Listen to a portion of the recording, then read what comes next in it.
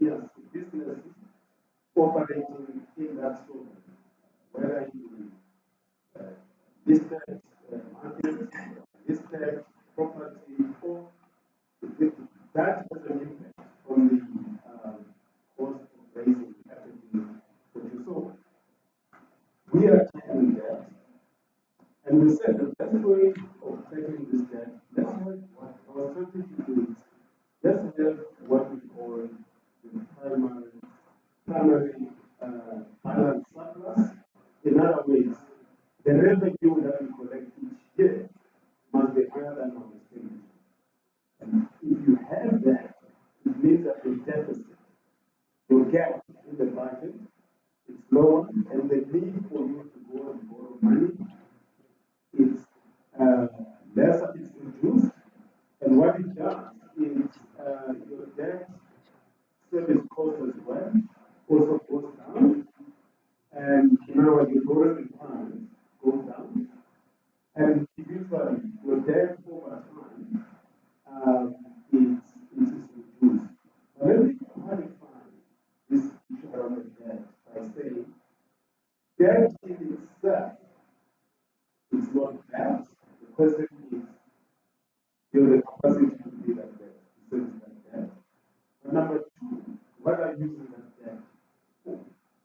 If you are using that debt for consumption or paying out SOEs from 2008 to 2022, 2023, we spent 500 billion paying out SOEs, and I'm afraid to say only three were saved. They were paying out. The rest is money. And that is the big problem, isn't it? That we borrow to close the gap on things like the SOEs, where we still haven't been able to list the likes of ESCOM. So it brings me to the issue of transfer debt and the plan and the roadmap that has been developed to deal with that issue. 47 billion that has been announced by the minister with conditions, which include focusing on the basics of operations at that particular port. But I want to give an example of a company, Kumba Iron Ore, that had approached Transnet to take over the running of its iron ore rail line, which Transnet rejected. And Kumba obviously had done this with the sense that it's got the resources to maintain that particular line because it's the most lucrative one when it comes to export revenue. But this was rejected by Transnet. As the national treasury, does that concern that rejection? And what are some of the reasons that Transnet would afford you and other legislators say, no, we cannot have a private company take over a particular segment of the railway? So, through operating within the lab, which I led, we looked at all the different industries and we said part of the reason why our economy is not been growing is on the supply side, the supply of electricity, transport, logistics, telecommunications. And the reason why we will underperformance in those industries has been the monopoly of this big transport. And we said, let's analyze these sectors, transit, let's have a third-party access policy which enables the private sector to operate on our rail system. And unfortunately, they issued an RFP that can only have access to that rail for 2 years, and it just didn't make sense. We went back to them and said to the president, we had the transit accountable, and they will be now required. So that problem of them coming in to operate on the rail, it should be resolved because the policy requires, enables companies such as Transnet and Kumba to bring in their locomotives to operate there.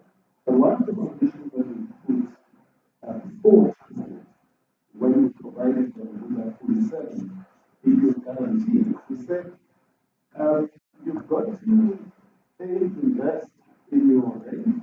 Of course, it's deadlocked there, but also bringing the private sector in investment in upgrading the infrastructure that they have.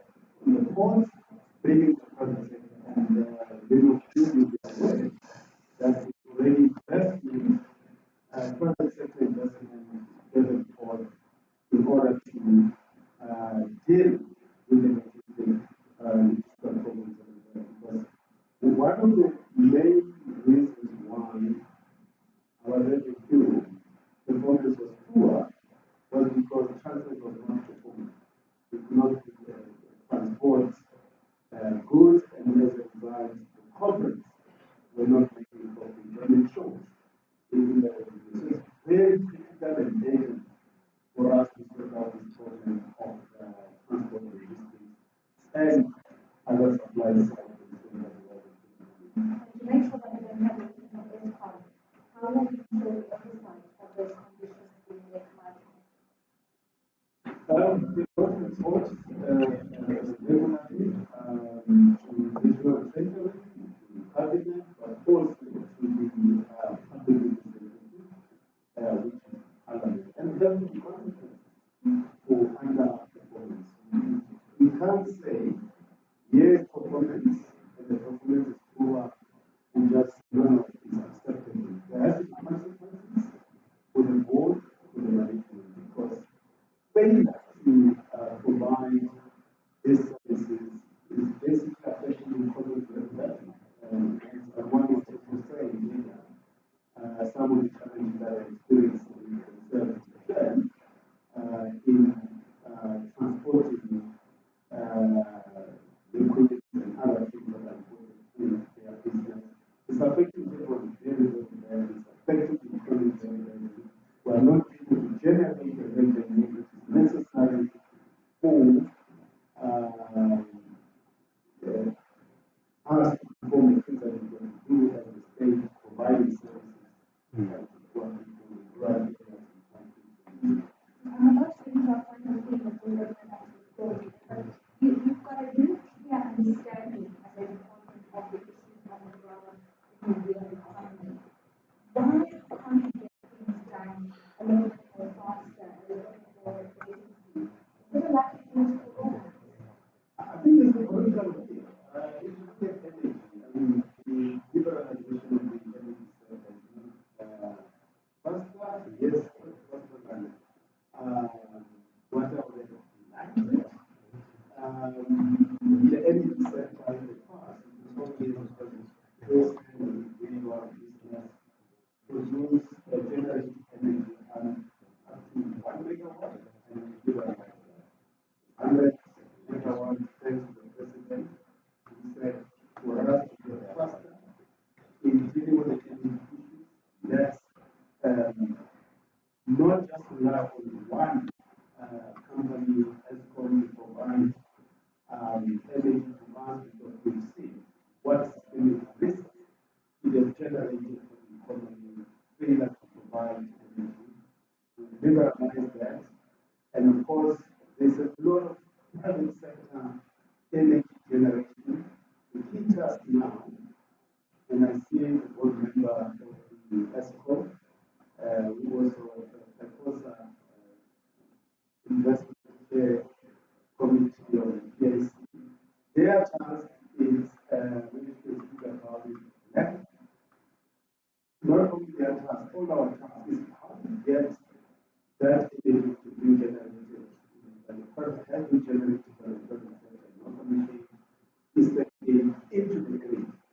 And we require a transmission infrastructure, 40,000 kilometers of infrastructure that we require to get that energy into the grid. So there's been a lot of reforms and things that we've done, including from our side of the national treasury, reducing the tax liability for households and businesses that invest in solar energy. And we've seen the generation of energy in that regard. So I think the direction that we're taking is solving the constraints of our economic growth is the right one. Until someone say, no, it's not the right one, waiting to hear them. And I said that a lot of complaints with people, right, is around the pace, is sometimes the jokes that are actually for us to resolve some of the constraints that we have on the economy. But the political will has been demonstrated on a number of fronts, including on energy, transport, and systems. I want to get to the final field and open up to the floor, that of the social wage, which about 60% of non-interest spending goes to the social wage, and that is quite a big amount every year. And I wonder, as we get into a conversation about economic growth, has your work been thought about creating a social wage that coincides with an economically active citizen, so that you don't have a big reliance on the government for social related benefits? And I do understand the circumstances of many South Africans that were poverty deprived in the country, but mechanisms where we can make more people actively participate within the economy so as to reduce the reliance on your budget because it comes under greater strain. No, indeed. And I think, again, economic growth was set on a general basis for us to generate revenue to finance this social wage. In fact, some of the countries, Sweden and others, were very comprehensive welfare systems on their economic growth. That's how they finance their welfare states.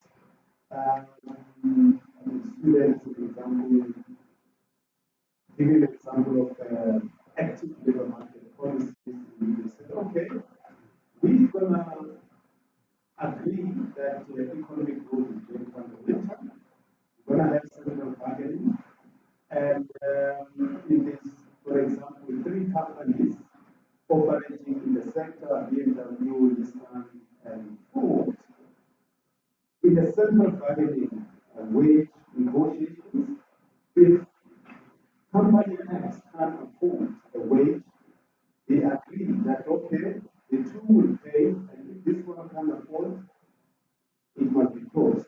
Because we've got to compete on not on low wage, but on the basis of high productivity, technology, and so on and so on. And if those want to get displaced from company A or B, they need to be deployed in other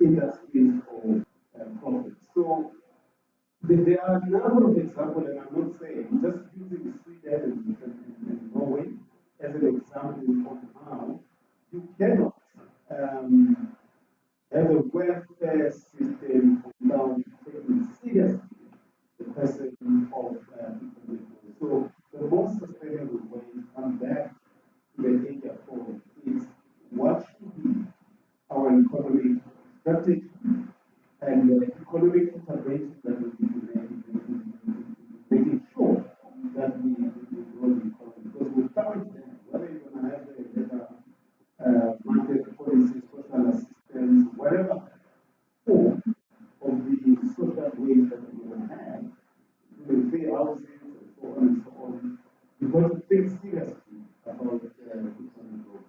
Yeah, if you're not having economic growth, you can start to see something within the next short to medium term, 6 to 8 months. What would that low-hanging fruit be? What your thoughts as an economist? Getting onto our electricity, transport, logistics, and investing more in infrastructure. Now, I encourage you to look at the gazette that we've just issued now on getting private sector participation or investment into the infrastructure. There are a number of reforms that we are undertaking to make sure that the private sector gets more involved in the investment of the public infrastructure. So there's a gazette that we issued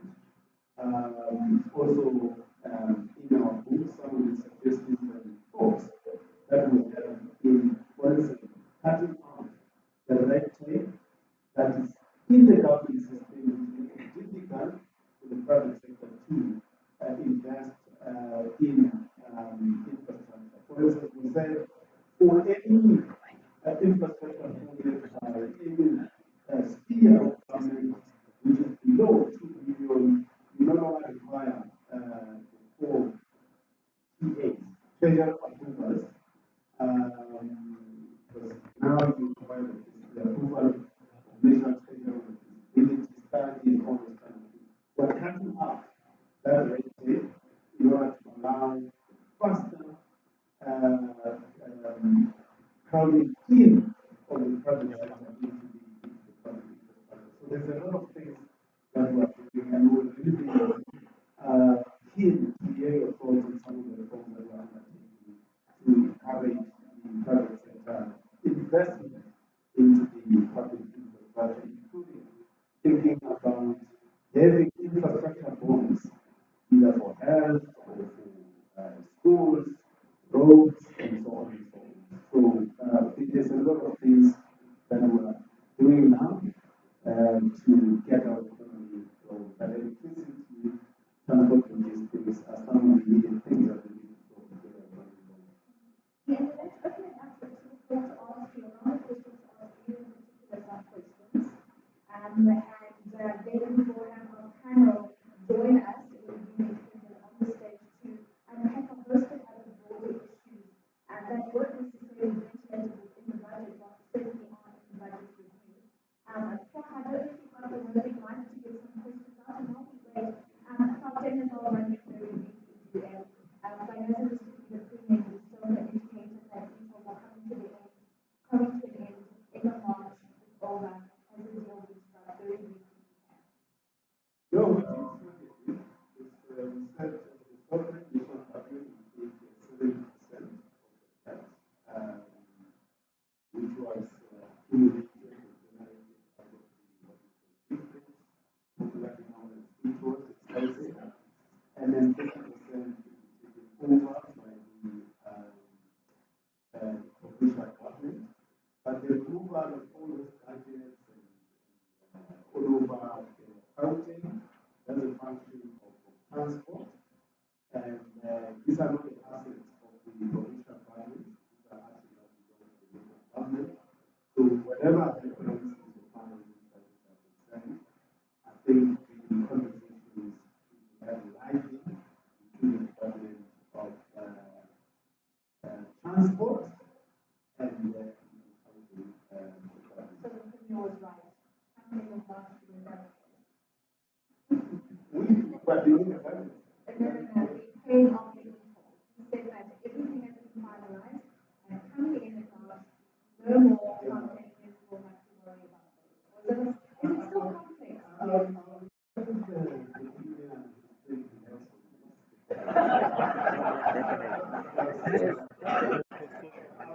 properly handled between government and public school. Because otherwise you confuse you as citizens. All I want to say is that I think the sentiment has been done that we have to sort of adapt the language that is articulated, and the issue about those who paid, what happens to them, and those who owe, what will happen to them, these are the details that we need to talk about. I wouldn't want to pronounce, even if I feel that we need to make certain pronouncements in the context of elections and all of this. I do think that even at the moment of an election, you have to communicate responsibly as leadership. We shouldn't just be making announcements as and when we go, because I don't think that we responsible leaders to make statements that are not fiscally and economically sustainable. So,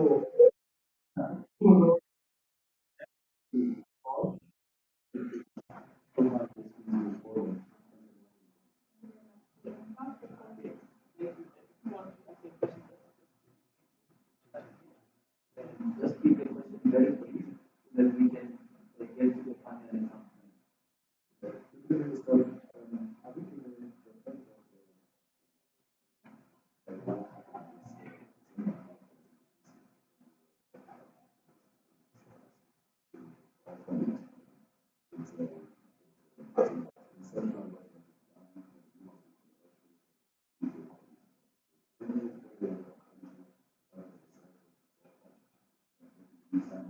Let it not be.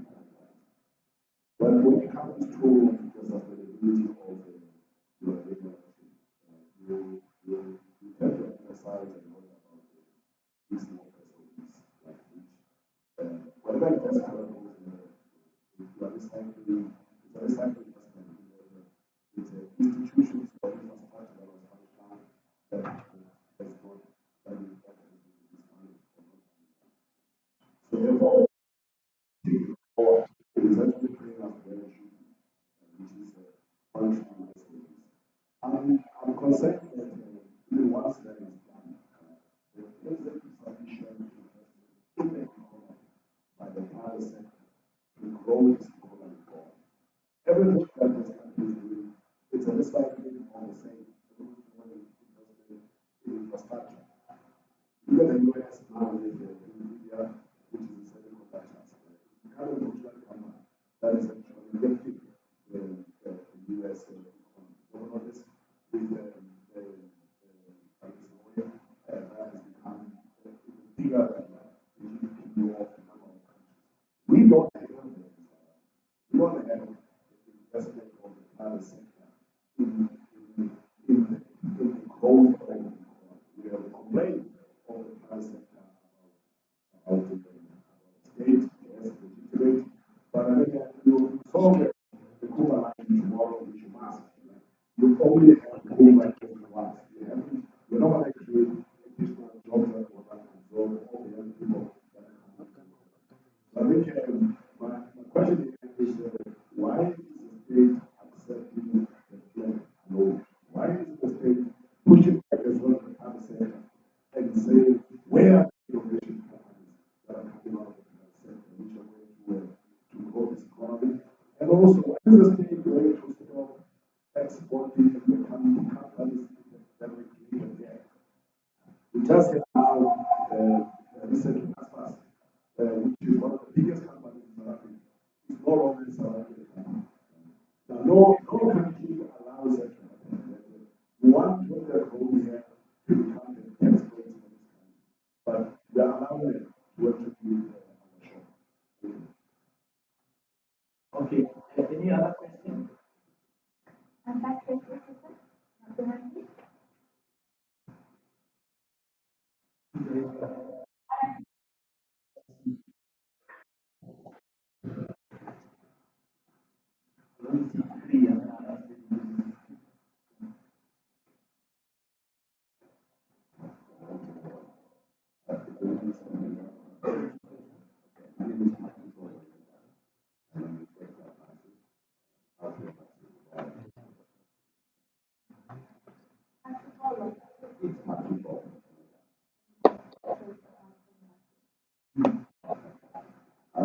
We are not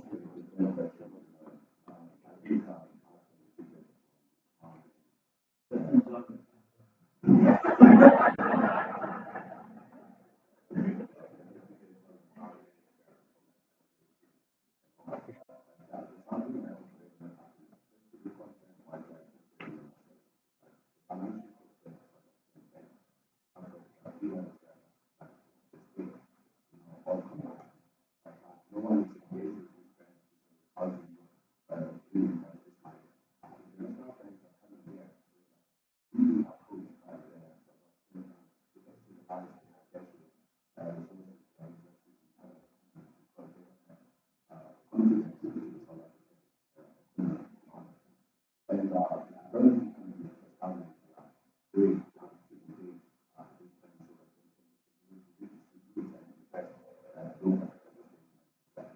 Then the other question of are they use funded security for the South Sudan population and it's working more efficiently that we can do in unlocking infrastructure and logistics and more.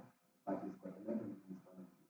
Why do people concentrate that one supervision and then they move to the next thing in terms of investment and implementation that is going to be done by the municipalities which are extremely inefficient in as possible.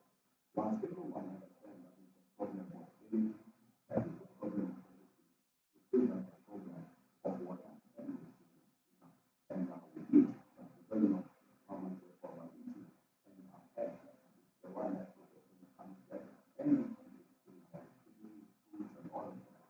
another third crisis that is coming up, especially in Africa. And what are we doing when we come to that? Especially in the African trade side. Thank you. Okay, Dr. Ramadan.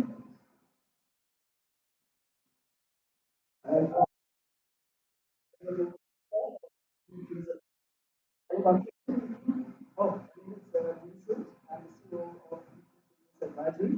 I am in the financial services space. The new budget speech was a mention of 61.4 billion to be allocated to employment programs and so on. My question is how will that budget be managed and how will the unemployed youth be able to access that budget? And then the second question would be then how will businesses be supported to accelerate such unemployment programs? My question, thank you.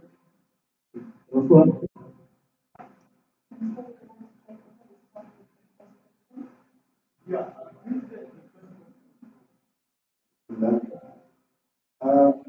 Why does like we are always focusing on the SOPs that SOPs must be sorted out for them to provide the goods and services that they need to the economy. Perhaps is a question of priority. You know, when your house is burning, you've got to say, how do you, what should be a priority in the context of this low economic growth? And our assessment is that we've got to sort out transport, logistics, telecom, water, and all that. These are important and systemic and some of them industry specific problems that we're going to solve as soon as yesterday. It doesn't mean that we are ignoring the other issues, because you're right. Fiscal policy is not the only instrument for going on. SOP is not the only lever instrument for going on. There are other levers and other things that we should be doing. So I fully agree with you.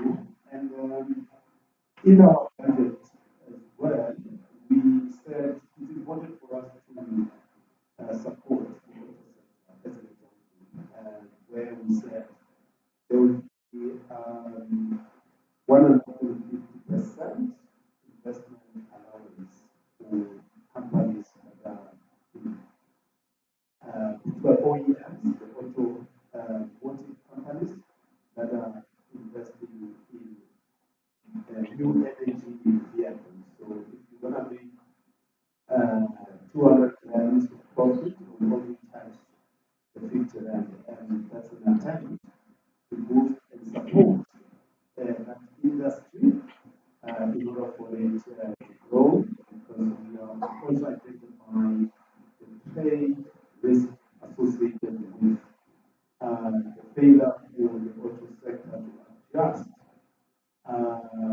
in the context of the, because a lot of vehicles, more than 60% were exported to Europe, and the global north is saying we no longer going to buy internal combustion engine cars, we require new vehicles that are energy friendly and all that. And our response in that is that let's support these new energy vehicles in order to support the industry. So there is a number of things that we are doing in that regard. But I think the point is when taken that guys, let's not just focus on the fiscal policy, SOPs, and all that. And indeed, we are not. And maybe that also brings me to the point that Arthur has raised.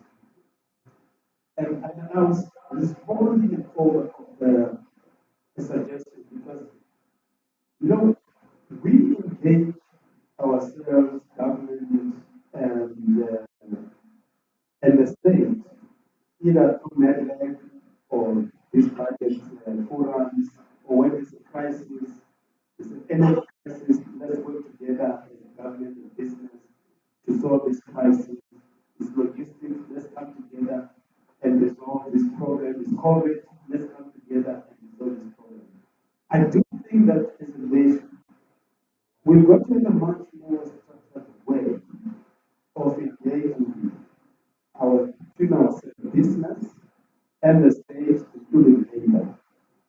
There has been an attempt by the former president Reagan. He established what he called the International Business Council, which brought business and the state on a much more structured way, much more structured way, proactive way.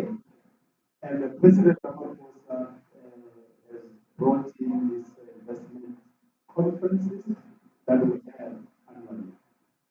I do think that we need to improve on that, in my view, and maybe the new administration will think better in engaging or improving the way in which we engage the state and the investment community. We need to have what I call indicative planning.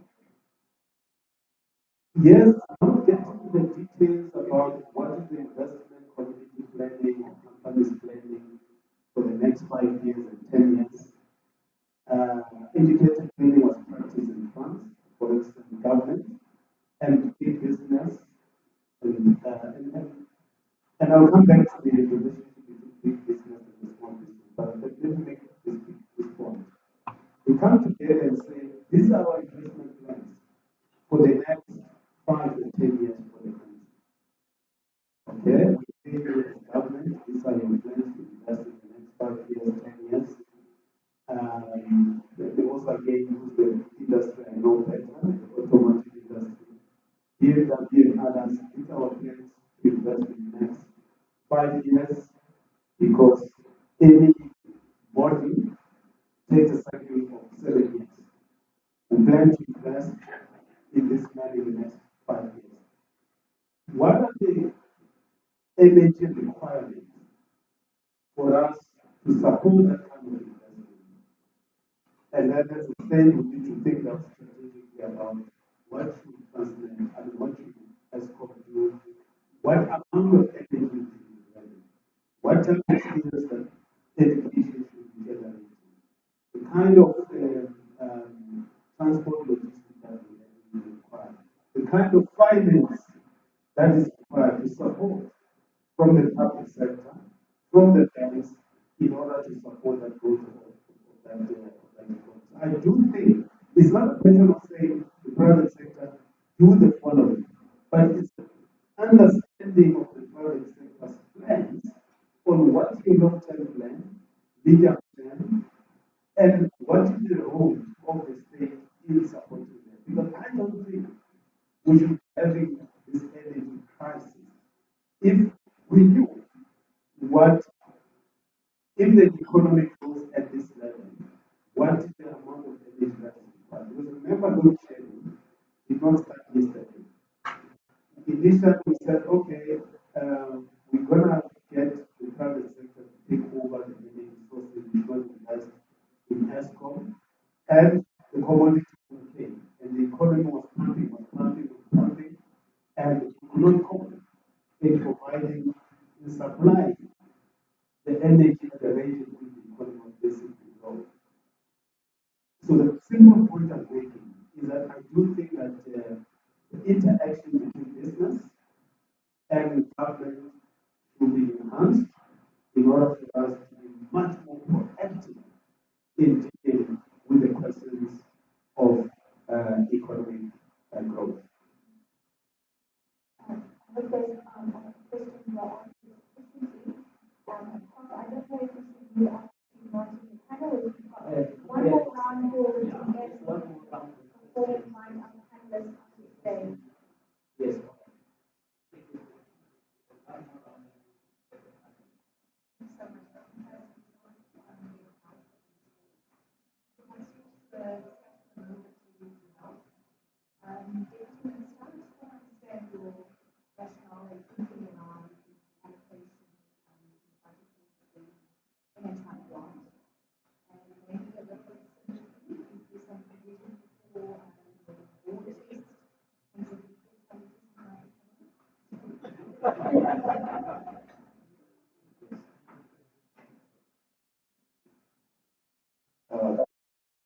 is, I'm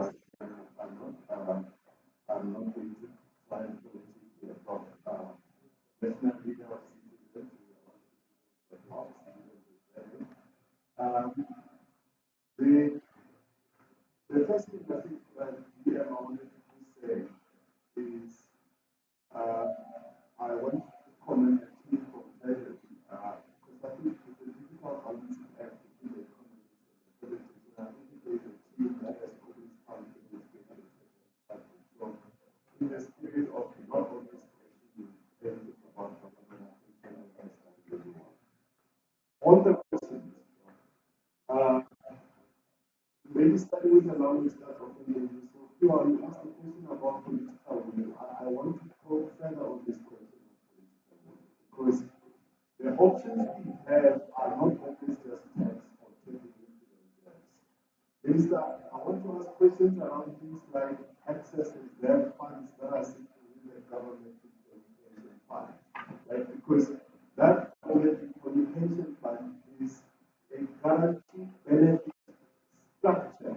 We should not be treating it like we think about the private pension fund. There are excess funds. There are excess funds in the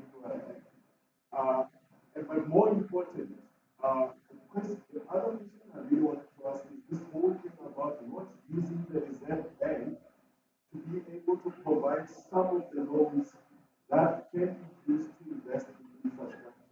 We keep on talking about state funds as if they are household funds. They are not household funds. There are other sources of funding that are available to government. So I really want to put this question of political will that is missing. Where are other areas where political will is missing? Minister, you use examples like Scandinavian countries. Singapore has also been used as an example a lot of times. That's an example of political will. Where is the gas explorations? Where is the oil explorations? Those things are stuck in the process now. But lastly, the point of the central bank and tying it to this thing of taking into the reserve account, the gross withdrawal from that is going to be 250 billion. 150 we know is going towards reducing debt. What is the 100 billion that is going to reserve bank for?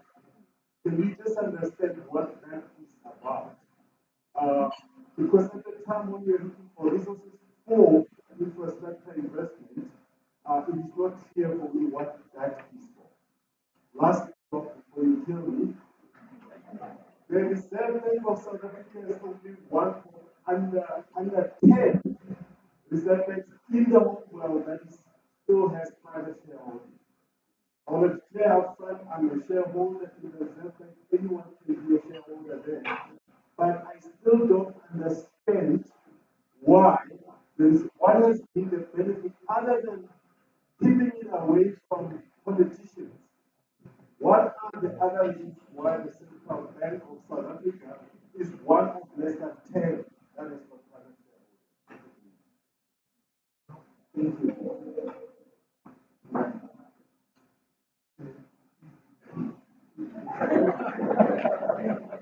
My name is President Patrick.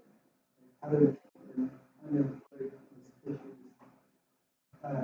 My question is in relation to health, where there's been challenges with employment for healthcare professionals.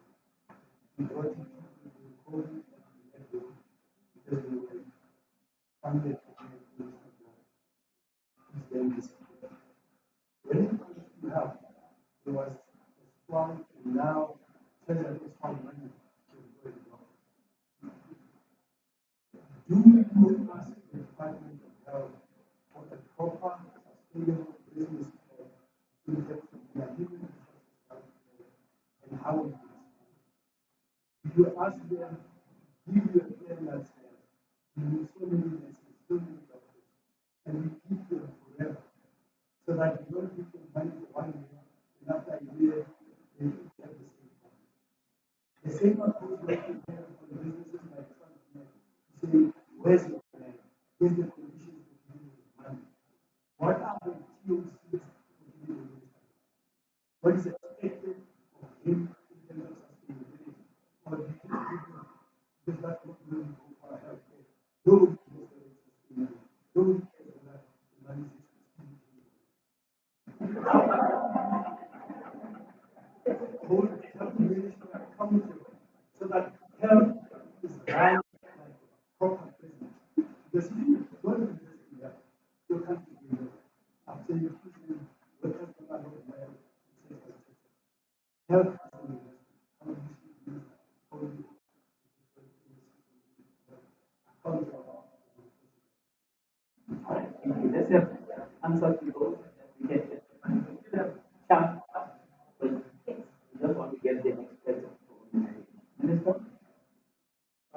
So on the last one, so any department that is funded by a service and we do applications on our behalf, we usually go to Parliament to present the budget and get the budget debated.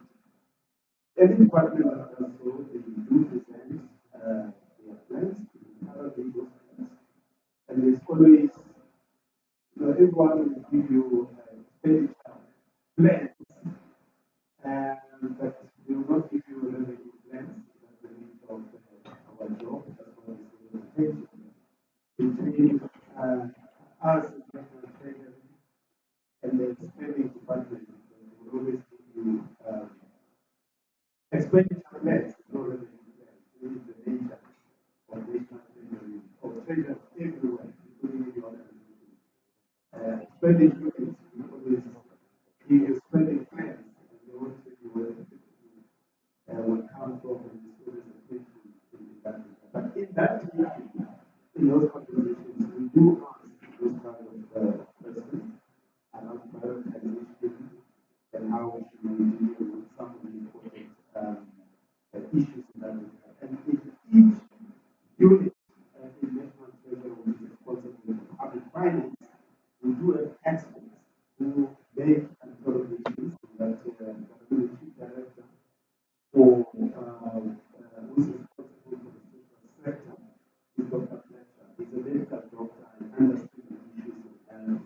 So in each area that you are responsible for, providing financial support to the we do interrogate, and in each area we do have experts in education who understand how each sector operates and what are the requirements in that regard. And of course, the funding is not always sufficient, but we have also in the health sector, education, and police tried to address some of the expenditure cuts that we announced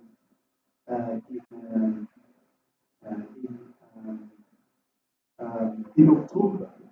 And that brings me to the other issue raised by, so I didn't take the names, but what is the logic behind the funding, the budget allocation that we made towards the town in this budget? Look, our approach is that whether there will be legal challenge or no legal challenge, we've got to sort out the capacity of our health system to deliver health services to South Africans. So whether there was any challenge or not any challenge, we've got the responsibility to improve infrastructure capacity of the health, public health system in this country. So that is our orientation, that let's sort out infrastructure, let's sort out whatever is required in that sector so that it is functional to provide quality health services to South Africans. We always have the budget for any legal challenges that they come. So that's given. That's given. So on that score, the rest assured that we will always have money to defend ourselves against any legal challenge in this regard. The other question was on the political will of others. You see, the political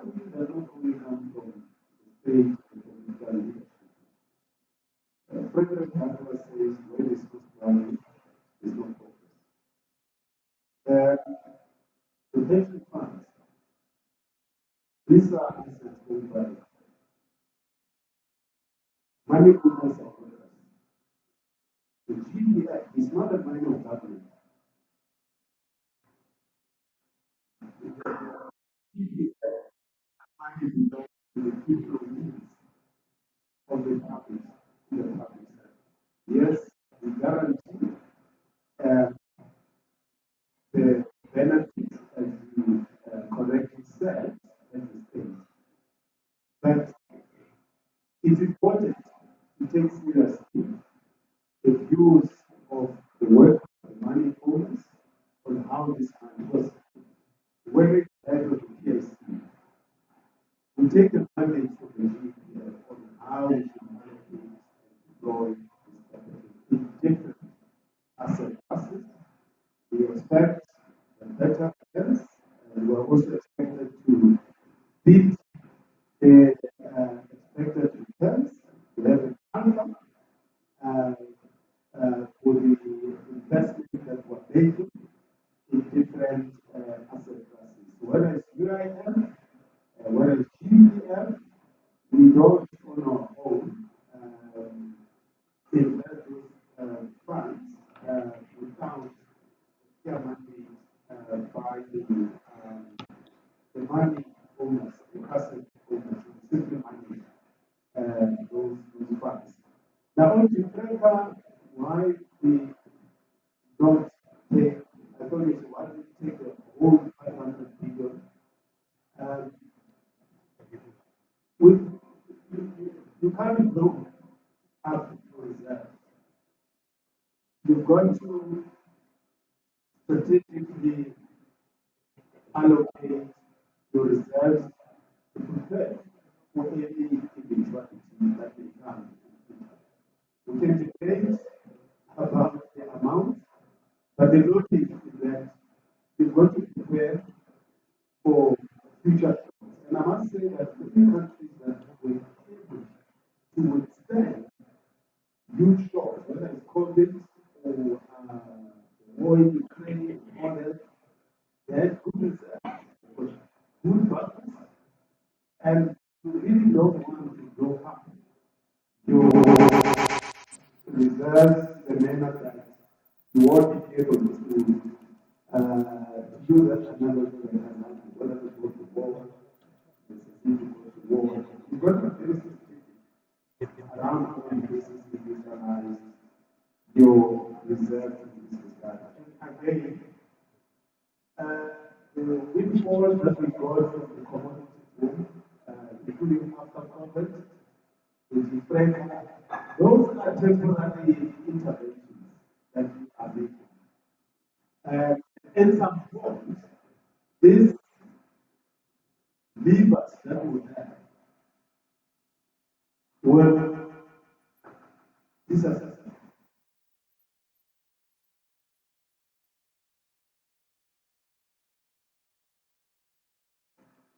With sustainable economic growth, not cyclical, that grows for this commodity boom in this year, in this cycle, and that gives you some temporary revenue.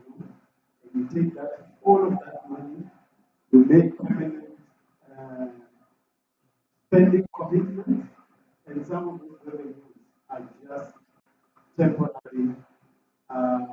It is not a sustainable way of running your public finance, including your personal finance in management.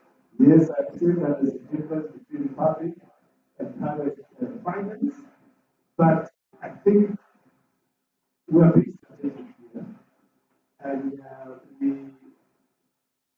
understand that these interventions that they into Africa and the commodity boom that we have at different moments in our economic cycles where we get better revenues from the commodity boom, commodity cycle. We need to be careful not to make permanent spending commitments when we're not certain about the future revenue in this regard. I think the debate on the nationalization of the reserve bank. I do think that for me the key debate we should be having is I need to be careful on this one. I always think we should be careful. Um, yeah, I need to be careful how the nationalization for me is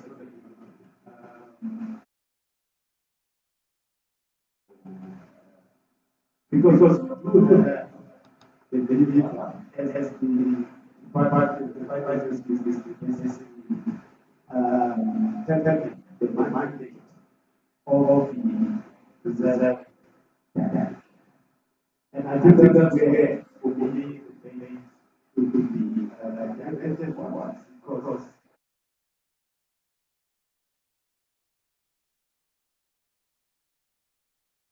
not supporting economic growth and development is not really that useful. Like I said,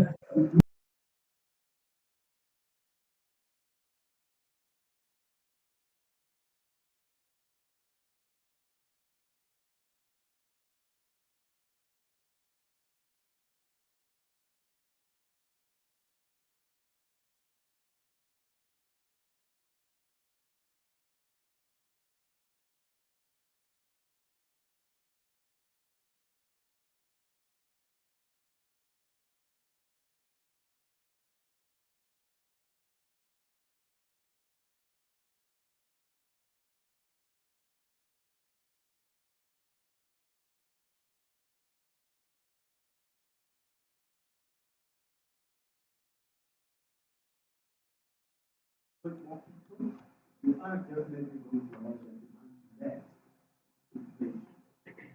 And what are the implications for your inflation target?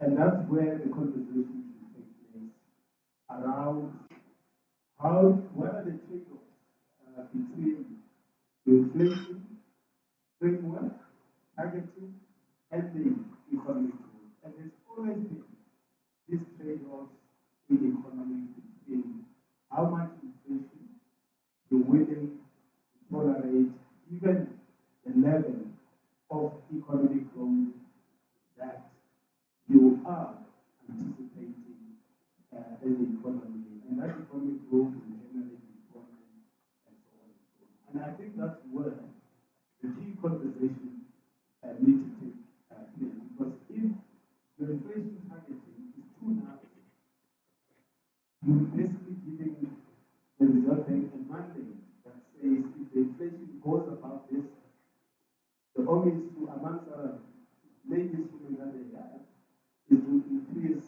the repo rate.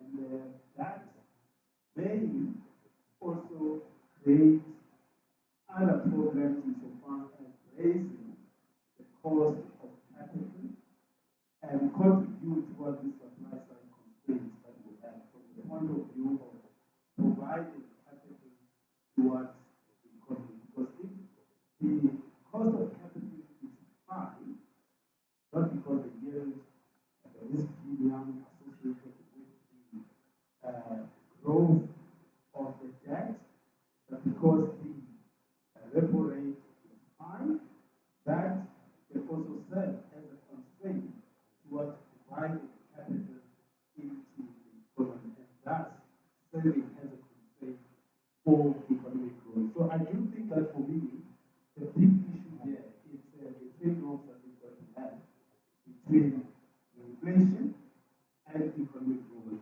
And that has to be done scientifically through proper modeling and making sure that you modeling and the decisions that you're making, they are not just ideological. That no, the inflation must be this level, not this level.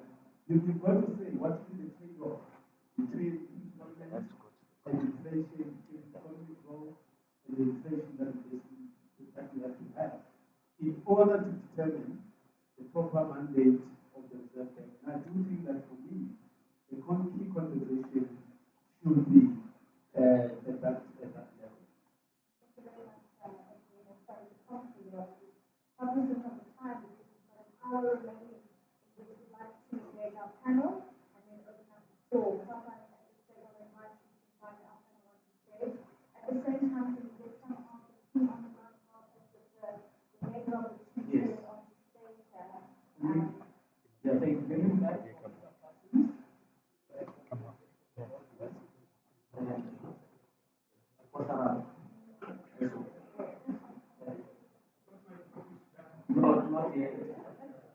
You're doing well so far, but you're not. Okay, then one, and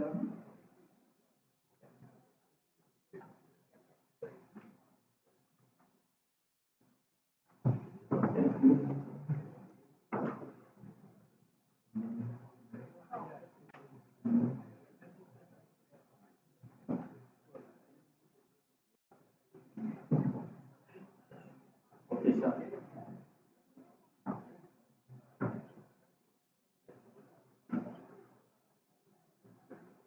Okay, I hope you're not starving and don't be afraid to eat whatever is in front of you. But some breakfast will also be served shortly. So that by the time we finish here at 11, you are not hungry.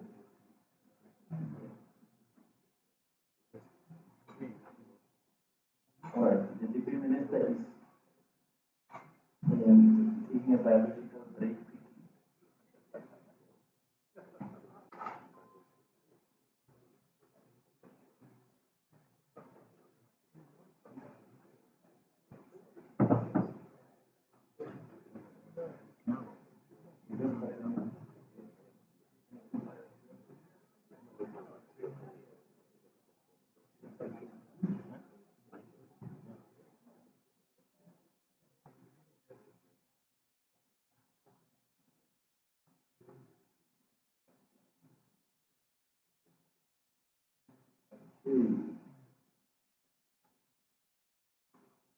Anybody, any comment or deputy minister?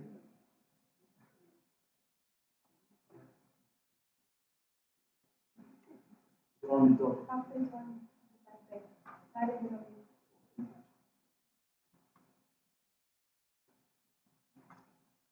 Good morning, ladies and gentlemen. My name is Khatib Masaka from Rome. Actually, with regards to the two policies, there was part of the budget where it will be implemented as from the first of September. We have a challenge in our country where employees can only or do not actually afford to retire. Obviously, especially people can afford to retire. But yet, in the speech, employees will be allowed to take from their retirement savings in order to perhaps have a better order. Is this not going to exacerbate the issue that we have where employees cannot afford to retire? Only 6% can do it, but yet we are about to borrow them our future. That's the first question. The second question, to the point that was really married the representative where we need to have exploration in our country, the oil and gas, but often we find that the great people use from these projects. Is that the way we use value and influence when they approach the necessary people that we can progress with such exploration and make sure that we do go for such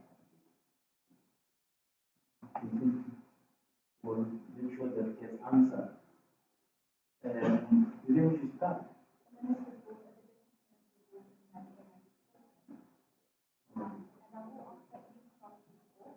Okay. Yeah.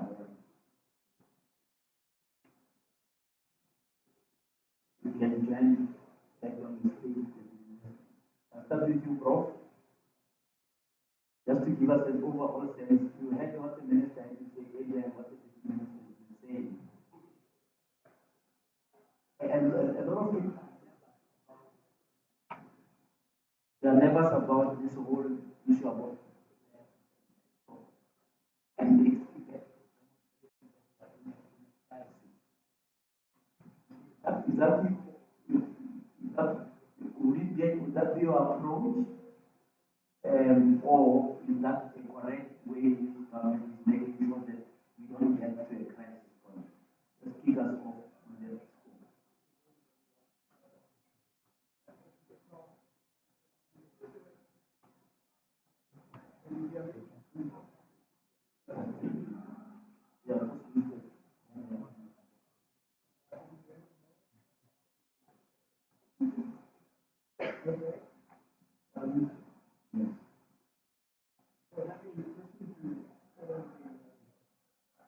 points that have been made so far. I'm reminded at the outset of the Hollywood actor who was narrating for the 8th time. And after a while, she said, I know what to do, but I don't know how to make it interesting. So I think that's make it interesting what has already been said so well earlier. Also comment that there was a remark earlier about forecasters becoming an endangered species, especially economic forecasters. I will just add to the story that was given earlier that Julia,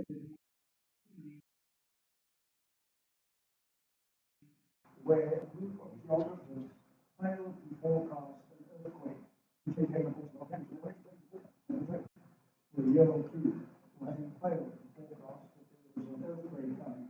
So I hope I'm not going to experience any similar risk.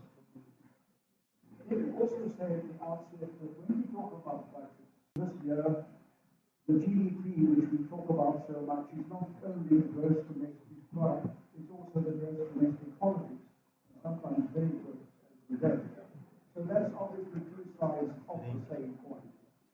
This session today is designated as a frank dialogue, and I think our frankness not only be when we want to criticize, but also when we want to compliment.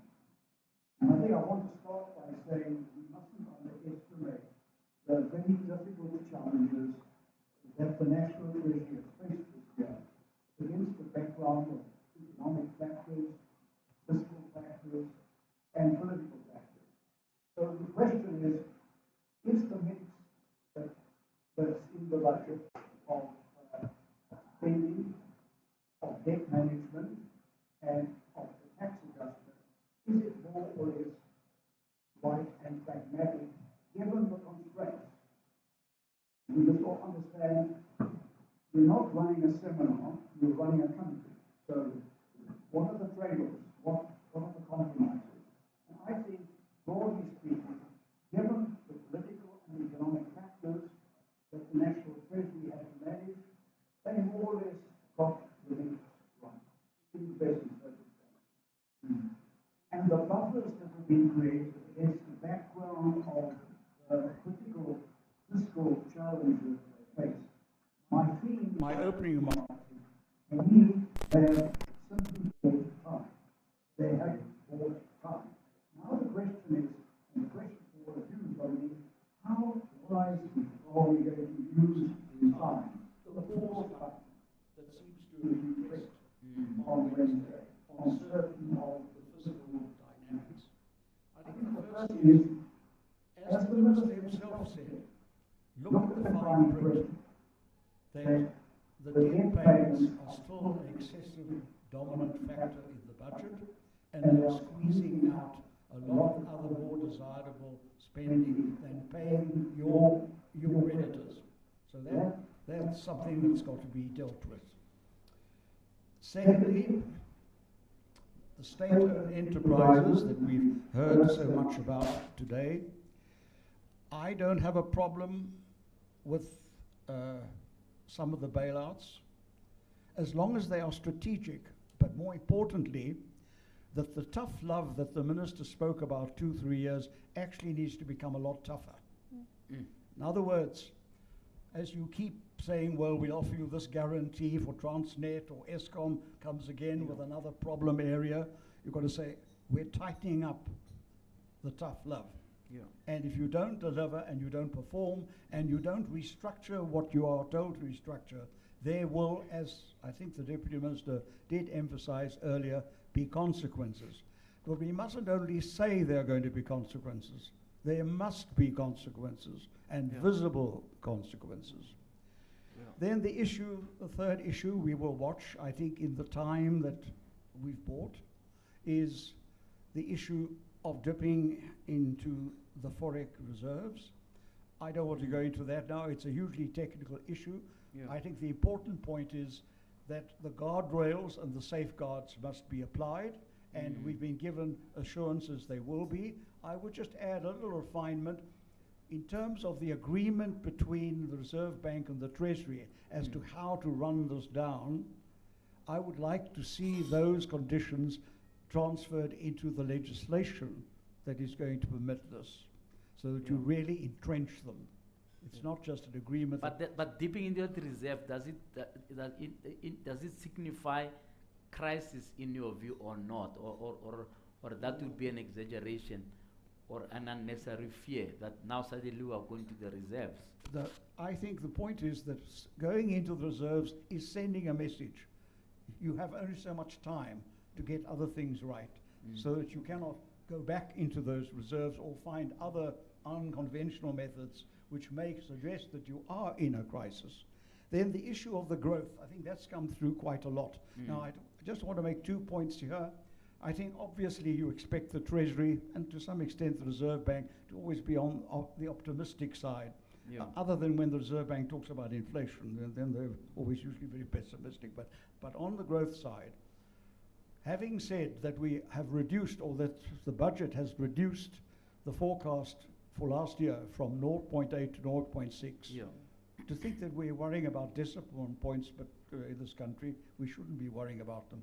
But then to say over the next 2 or 3 years we might grow at an average of 1.6, I think we need some clarification on what assumptions that is based.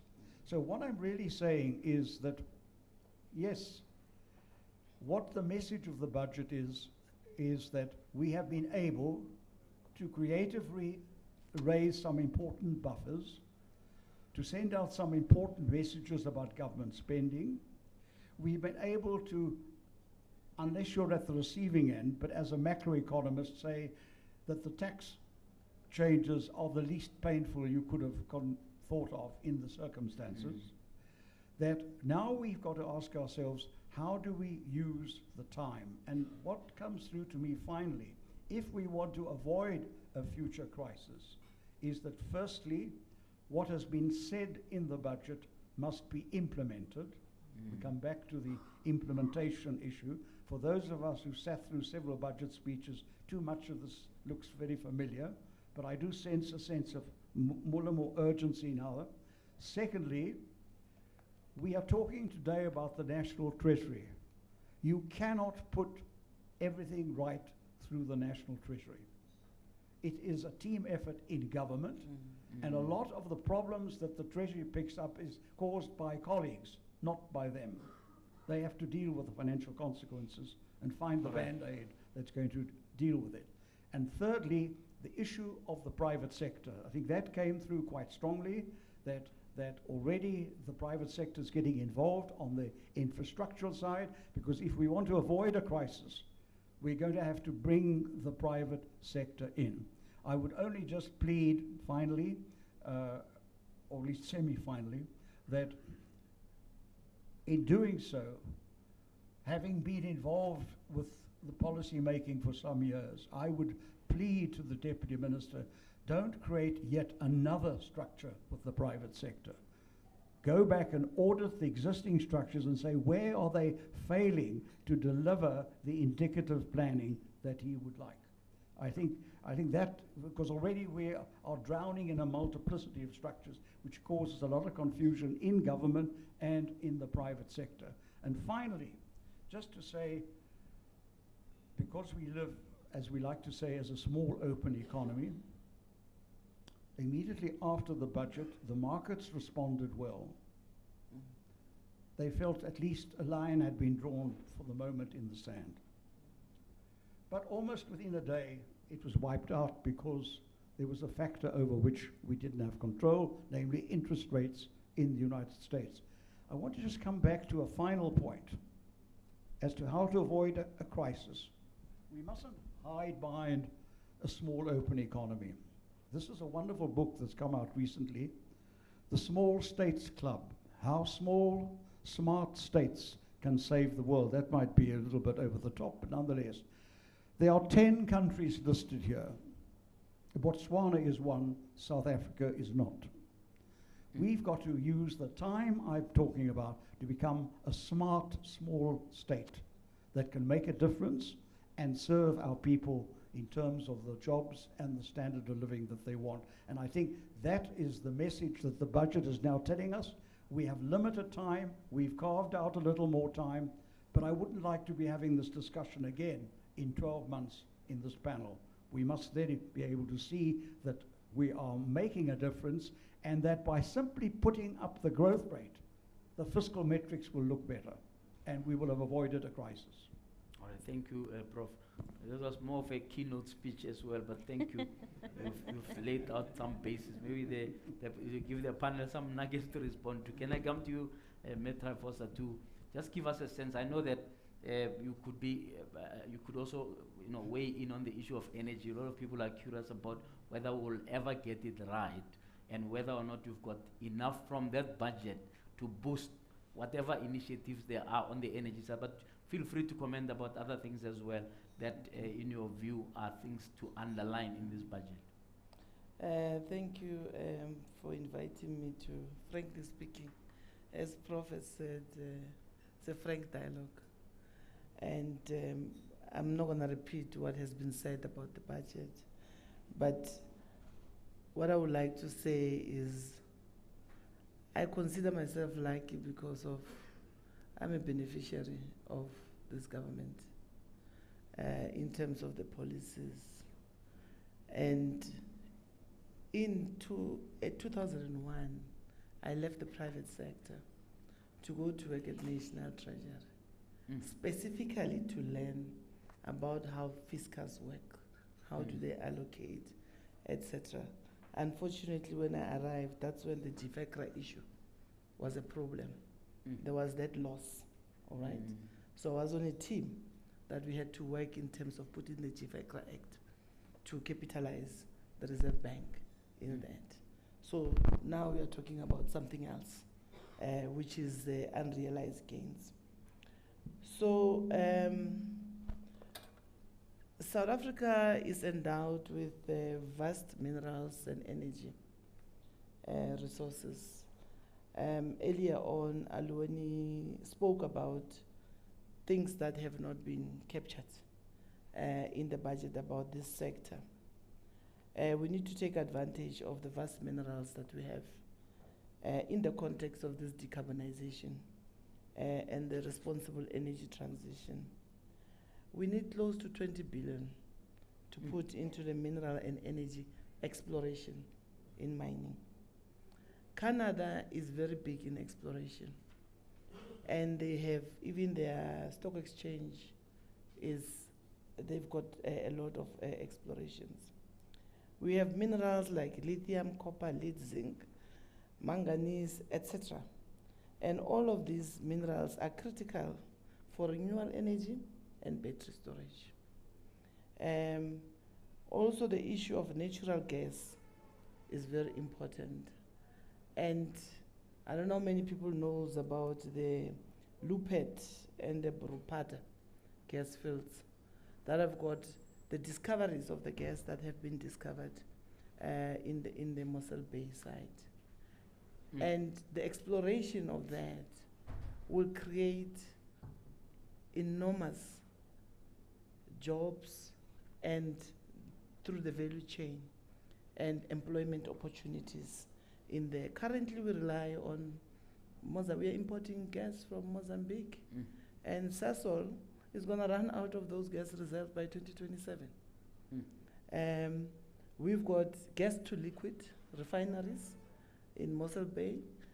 We can invest in them and actually be able to create our own liquid fuel from gas. So those discoveries, and also in Mpumalanga and in Free State, we do have those things. So as Prof has said, we don't have time. So now the budgets have been set to go through the problems of now, but going forward, we need to look into that. And that comes the issue of youth, because we need to create opportunities for the next generation of leaders. We can't be sitting in a country where young people are unemployed. You go to the township, Basekonen, Kinyaupe, all these things, all these social ills are happening purely because they see that there is no hope. But we need to provide that hope. 1.6 at least shows us there is hope, but it's not enough to propel this economy. Economic growth And that's where the collaboration between the private sector, government, labor, and civil society is crucial. Because if I take my experience and sit down, if I was in treasury, I will have somebody who will take all the annual report of the private sector. In every annual report, there's CAPEX budget. There's a plan, what they're going to do. And analyze and put it into the spreadsheet, use AI. And then you'll know these are the spending patterns that some of these private sectors are going to do. How do you plug yourself in terms of that? And that becomes what the Deputy Minister has highlighted about the planning, intentional planning side. So that is very crucial. Currently, you've got you need energy security, you need stable energy. Unfortunately, we're where we are because of things that happens in the past. I'm not going to repeat them. And also the planning part. So the issue is that transmission is going to spend close to it needs 140,000 kilometers in the next 10 years to put transmission lines in order to allow the grid capacity to expand in terms of the grid. But when you look at some of the things that are required to put some of those transmission lines, the towers, we found that you need the steel industry to be working. The steel industry is not yet where it's supposed to be. Some of the factories have been closed in the country. We only have one steel fabricator in the country. So you're going to build those towers, etc., with one in the country? No, it's not going to work. So it's going to hamper you in terms of delivering on what you have to do. So it requires a concerted effort of discussions around, from the infrastructure plan, what do we need to do in order to be able to roll out, and Prof has highlighted execution, execution, execution. So I'm just highlighting, with that one steel fabricator, you're not going to make it. So you need to create more of those steel fabricators in there to make sure that we are able to meet those the demand. You need solar manufacturing plants in this country. China is big in that, all right? But there is nothing stopping us to partner with China to go to Matuba or somewhere and build some of the solar manufacturing plant. We need the components for the battery manufacturing, battery processing and manufacturing plants in the country to capitalize and take opportunity of this responsible energy transition. But I haven't heard of anyone who's building the battery manufacturing, the solar manufacturing. We're just importing, and it puts pressure on the balance of payments because of the crisis that we have. We can become the SADC regional hub for battery mineral processing and manufacturing. But it requires that engagement between government and the private sector. And we can improve our refining capacity in the country. I mean, the gas was discovered in the 80s in this country, hence we had Mosul gas. Now there's more that has been discovered. We need to invest in that and be able to build some of the pipelines, etc., in there. So that will be my inputs. But do you think there's a political will to do all those things? Because it sounds like there are lots of plans, lots of desire for coordination, desire for collaboration, etc. But what is stopping these things, and why is something not being triggered to move this faster? I mean, if you look at the projection of growth, it doesn't inspire confidence. If you NDP says you're going to grow at 6% by 2030, and we're still 0.0 something, it looks like it's looking a bit hopeless. Your last remark there before I give to Dr. Mahanjana. What's stopping these things happening? Why does there it is look nothing, like there is nothing we're always stopping. talking about future, present tense? Fortunately, at the future present tense, you can NPV it and get the IRR. So there is nothing stopping it. Remember, government provides the platform, all right? Private sector needs to come in and plug in. Unfortunately, in this country, when you look into the 80s and years ago, state-owned enterprises, they were plugging in when there has been a failure in terms of the on the system the side market. of the market. Mm. That's how state-owned enterprises came in and plug in. Unfortunately, we're in a situation now where state-owned enterprises are a problem themselves. Mm. They rely on the government, and there are challenges. Mm. So you need to balance the two. Mm. Government has put the framework, like now they've introduced for the automotive sector, which is big in this country for exports. Mm. And we are exporting majority of these vehicles that we make into Europe. And Europe has made a decision, EV, electric vehicle, by 2035, no more combustion engine Yeah. vehicles. Mm. So we have to be ready for that. So they said, Yeah. manufacturers, you'll claim 150% Mm. of your investment in year one. Anybody who's an accountant understand. The minute you spend $1 billion this year and they say you're going to claim 150% of that in year one, you're going to have a tax loss for many years, all right? You're not going to be able to pay tax. That's an investment you grab, all right? And then you put it into your process. So those processes are there, but it needs the private sector to come in and plug in there. For example, I don't know, the deputy minister is my chair of chairs at the PIC, so I must be very careful sometimes what I say, Yeah. so I don't want to get into trouble. So the PIC being an asset manager, one of the things that we are deliberate about is that we need to invest where we see economic growth, impact in terms of job. The PIC Amendment Act is very clear in that, even though we work on the mandate of the Government Employee Pension Fund. They have issued an RFI now to say, we would like to engage with anybody who's got the capacity and the capability to come and build a solar manufacturing plant in this country. We would like to engage anybody who is going to build battery manufacturing processing plant in this country. So they are preparing themselves for this white paper that is out about electric vehicles to say, let's take the opportunities. Mm. So you do have, IDC is there as well, it's done the study. So these agencies are working, and the private sector is there, but you also need stability on the ground from the political side. Yeah. So one minister says this, another one says this, it's conflicting, it gives the market doesn't like that, all right? So you need that stability in there for us to be able to move on. Yeah. So with load shedding, electric vehicles, are we going to see electric vehicles stuck on the highways? I know, All we are right, sorting ESCOM. Just watch and see. All right. Dr. Mahanjan, your input, I mean, you could also weigh on the issue of NHI funding. We've been discussing this a lot. Actually, it's interesting that I think the Minister of Finance, interestingly, put a question mark on possibly where the money for NHI may come from. And that's another reason for it to be implemented maybe over time. They're saying over 15 years, etc. But your general comment? Yeah. Can you hear me? I think. Can you hear me? I think it's okay.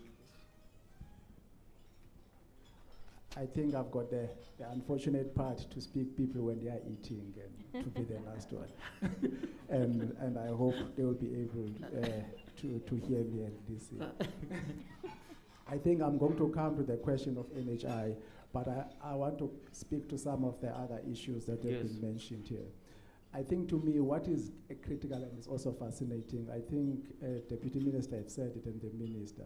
Firstly, we need to grow the economic pie to meet our developmental needs. And if we can't do that, we're not going anywhere. We're actually moving backwards. And to me, I'm trying to think, and sometimes I like to look at the numbers. If you look at the Stats SA, the population numbers have just been released. On average, for the last 10 years, South African population has been growing about 1.8%. But our GDP has been growing less than that. You can see the results by outcome, unemployment, increasing the youth unemployment. So up until you deal with the issues of economic growth, you'll never be able to deal with the issues of dealing with challenges of our developmental needs. So one issue, for example, people keeps on mentioning it is that no, these things will be sorted out if you deal with the issues of electricity. We've spoken a lot about Transnet, but we know it post-financial crisis, this economy has not been growing fast. There's been an NDP that has never been, we never achieved any of those targets. So even if you fix electricity and Transnet, you'll go back where you were, and unemployment is going to increase. We've got countries that don't have electricity, like Nigeria, is growing at some point in time faster than us. You've got DRC, they don't have logistics, they don't have Transnet. Mines, they invest in the transporting of mines, and sometimes they deliver them in South Africa, was growing faster than us. So let's not limit ourselves on what sometimes we know. It could be from the base, but we have to look beyond what is available. And sometimes it's intuitive, and people are happy, they say there's no tax increases. But government indirectly increased our tax for all of us sitting here by not adjusting our tax brackets through inflations. They've gotten in 18 billion rands by increasing taxes. But that is, and to me it is fascinating, is that when you increase taxes in a declining economy, I'll just make a crude example just for simple numbers in maths. If our tax rate compared to GDP is about 25%. So if our GDP is 100 rand, government is making 25 rand of that. If our GDP goes down to 50, even if they increase the tax to 40%, they'll still get less money compared to that going forward. So if you don't deal with issues of economic growth, we are not going to go anywhere. And on top of that, they want to grow this economy by exporting minerals. This is what happens. You take raw minerals out, you get this tax, you pay social grants with it, which they spend to retailers, which they import things from China and other countries. There's no circulation of money within this country. So you take the money from exports and you don't process them, you take it taxes it, you pay social grants, you pay grants, they spend it on food, which our retailers, about 60% of it import, and it goes out of this country. Why not spend it on entrepreneurs where the money circulates within the things, within the townships, among the black entrepreneurs? No one does that. And so there's lots of things, and then I think the automotive has been spoken a lot. We might count ourselves lucky. We're on the tip of Africa. We don't have big enough market. We've got people who comes and establish plants here, which we don't have markets for. They transfer the technology, and then they export these products miles away back to where they're supposed to be manufacturing them, Europe and US. They are just making us favors. Looking at geopolitics now, these things might change. We know what things that are happening between East and West. And I keep on hearing this fallacy, as if someone is going to come and save us. No one is having interested to save other person. People have got their own personal interest. They hear we need to attract people to manufacture in South Africa. I know you've mentioned about lithium batteries and solar panels. If I'm China, I'm producing solar panels for the whole world. What's my interest of putting a plant in South Africa with a small market? Why can't South Africa do R&D and develop their own things with the support of their government? But unfortunately, we get our president going to international platforms and pleading that we need waiver from patents, because he assumes maybe us as Africans or as black people, we can't innovate. So we need to be given patents and taking IP from other people. And we ask, for example, I'll talk about our company. We've been investing a lot of money in IP. And actually, we've developed even a vaccine platform that could have been used for COVID, even other things. We've been struggling with government to put it in the, if you look at Pfizer, you look at Moderna and other companies, they've been supported by the German government and the US government to be able to take those vaccines to the market. So our South African government don't want to support that. Only things that they want they want patent waiver, that foreign companies must come and give them that IP and tech transfer. No one in the right mind is going to do that. And we've got the burden of diseases. We'll never be able to deal with challenges and grow our economy. And then we keep on every election season, promised 5 million jobs, 10 million, 2 million, and everything. Where are they going to come from? Why someone and say, why can't they invest in 1 million small enterprises? They employ 1 or 2 people. You deal with an unemployment challenges. Who's going to be employing someone to do what? Because no one is going to industrialize. We are just consuming imported stuff.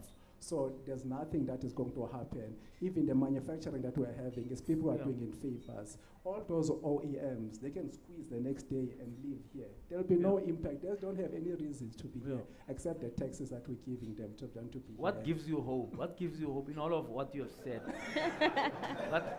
Can you give me one thing I can hold on to that will give you hope about something that can trigger this economic growth?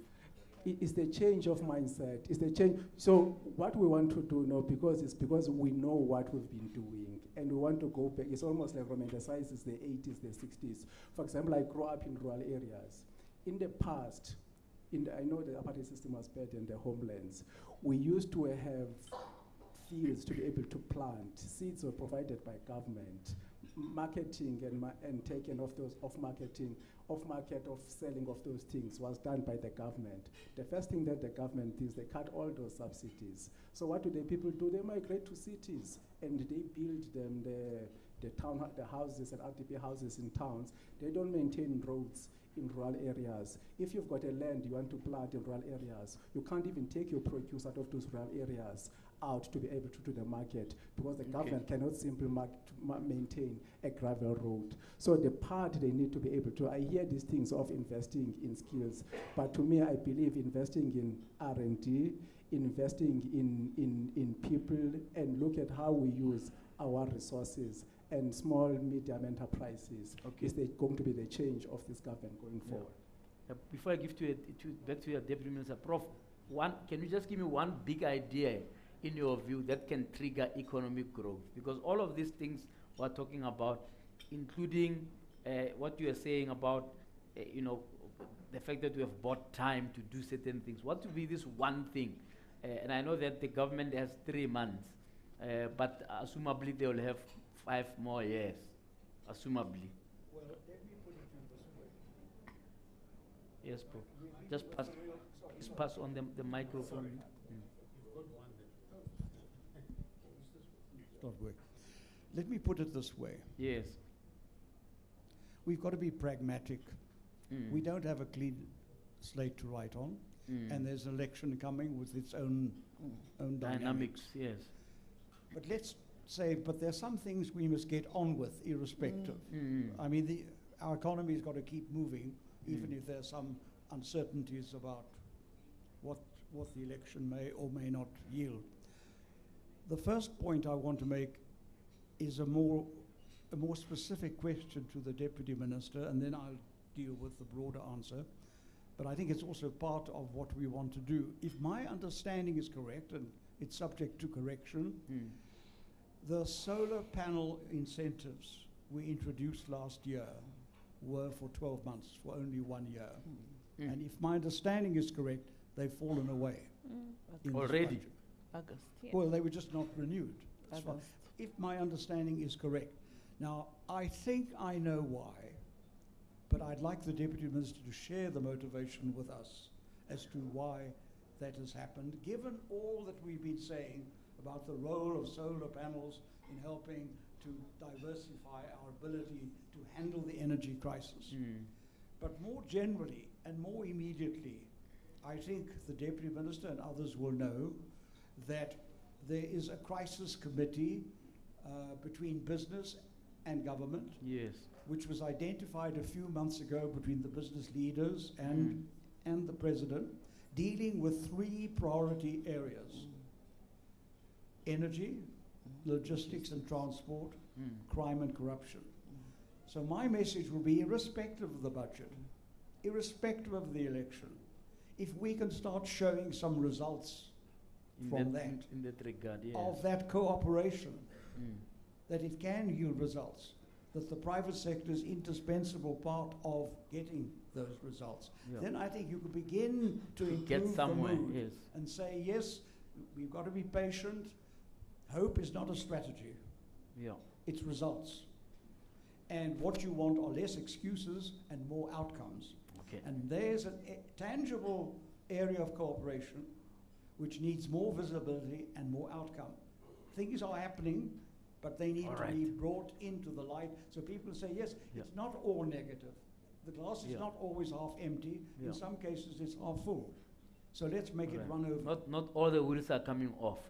Okay, DM, let me give you before I get back to the audience now for some engagement. Without taking over from you, can Prof explain why he thinks we have stopped? Why? Can you answer your question on why you think we've stopped the solar panel incentive? If that has happened, I can't answer the question because I didn't take the decision. If that has happened, I kept saying, if my understanding is correct, it was not renewed in the budget. Is that correct? Yeah. So I think since I didn't take the decision, I must ask those who took it. To explain why it was not renewed. Yeah, okay, please No, answer. I thought you said you had an answer. That's why I Yeah. thought I was interested in your answer. Okay. Look, this was a temporary measure. Yeah. And it also led to huge tax revenue shortfall from government. And I think, look, there is a process of, I think it was Kandani who made the point that we presented this budget and we'll expect feedback. If you don't agree with it, let's get feedback on what you guys think about this decision. And one of the criticism we got as you're thinking about your inputs towards this policy change was that we've given tax incentive to people who anyway we're going to invest in solar panels. So why don't you tax and use that tax to support the poor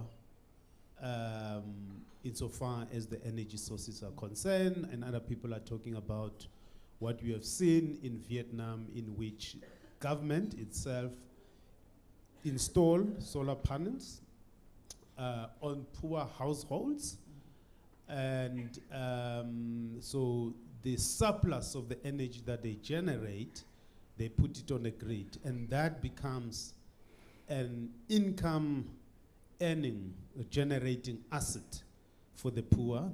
They generate their own energy, but they are also able to put that energy into the grid. So there are all those kind of conversations that are also going on, that perhaps we need to strike a balance between reaching out to the poor of the poorest and having given certain concessions to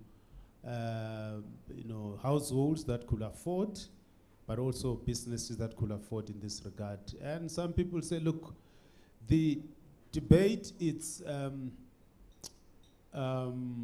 false one, because the investment by the private sector in the households on the solar panels has had an impact insofar as reducing the demand on ESCOM. And that is why the intensity of load shedding is high. I mean, those are the arguments that are out there. Have no scientific basis to validate, refute them, and all this. So there are a lot of debates going on this, and I'll be interested to hear what your views are. But I fully agree with Triforsa here that I do think that this energy transition to new sources provide a huge opportunity, not only for South Africa, but also for the continent, to really industrialize on the basis of the transition towards new energy sources. So, I mean, Zimbabwe, for instance, we've got lithium, 3 big mining companies mining lithium, but that lithium goes to China.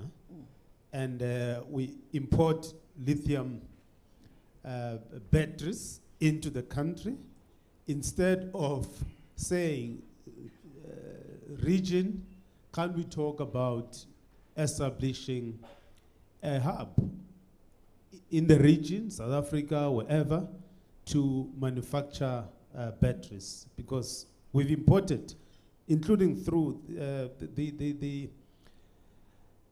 incentives, tax incentives that we've also provided, have also provided a lot of material basis, economic basis for the imports of the lithium batteries and so on and so on. That had huge implications insofar as VAT is concerned.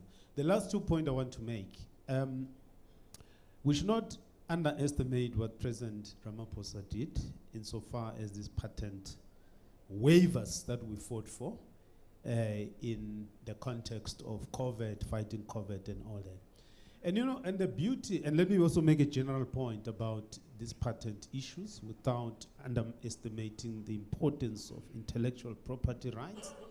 You know, the beauty of being late in the market, late in development, is that you don't have to repeat what those who have invented have done. That's the beauty about the backwardness.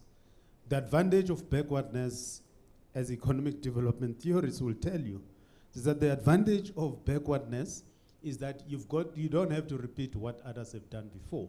So I don't think that we should underestimate this particular question, and I fully agree with you that R&D innovation is important, but you don't have to start new things that have been done by others. You can build on that.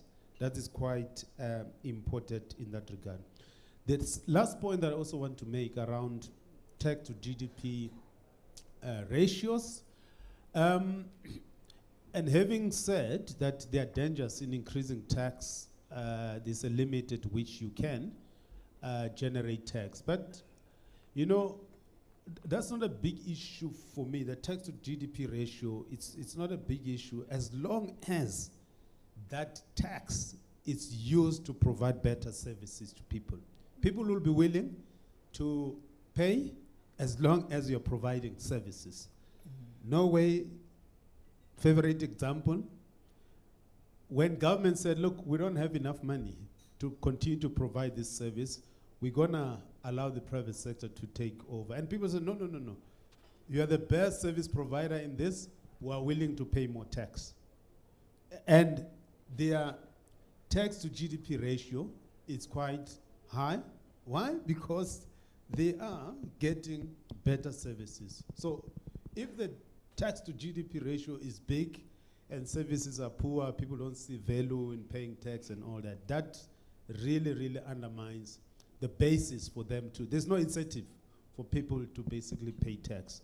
So I don't think sometimes we need to be focusing on ratios. South Africa tax to GDP ratio is this, and not go beyond what gets into the usage of the public resources. As long as you're going to have corruption, all this kind of problem, there's no service delivery, people will say, don't touch my tax.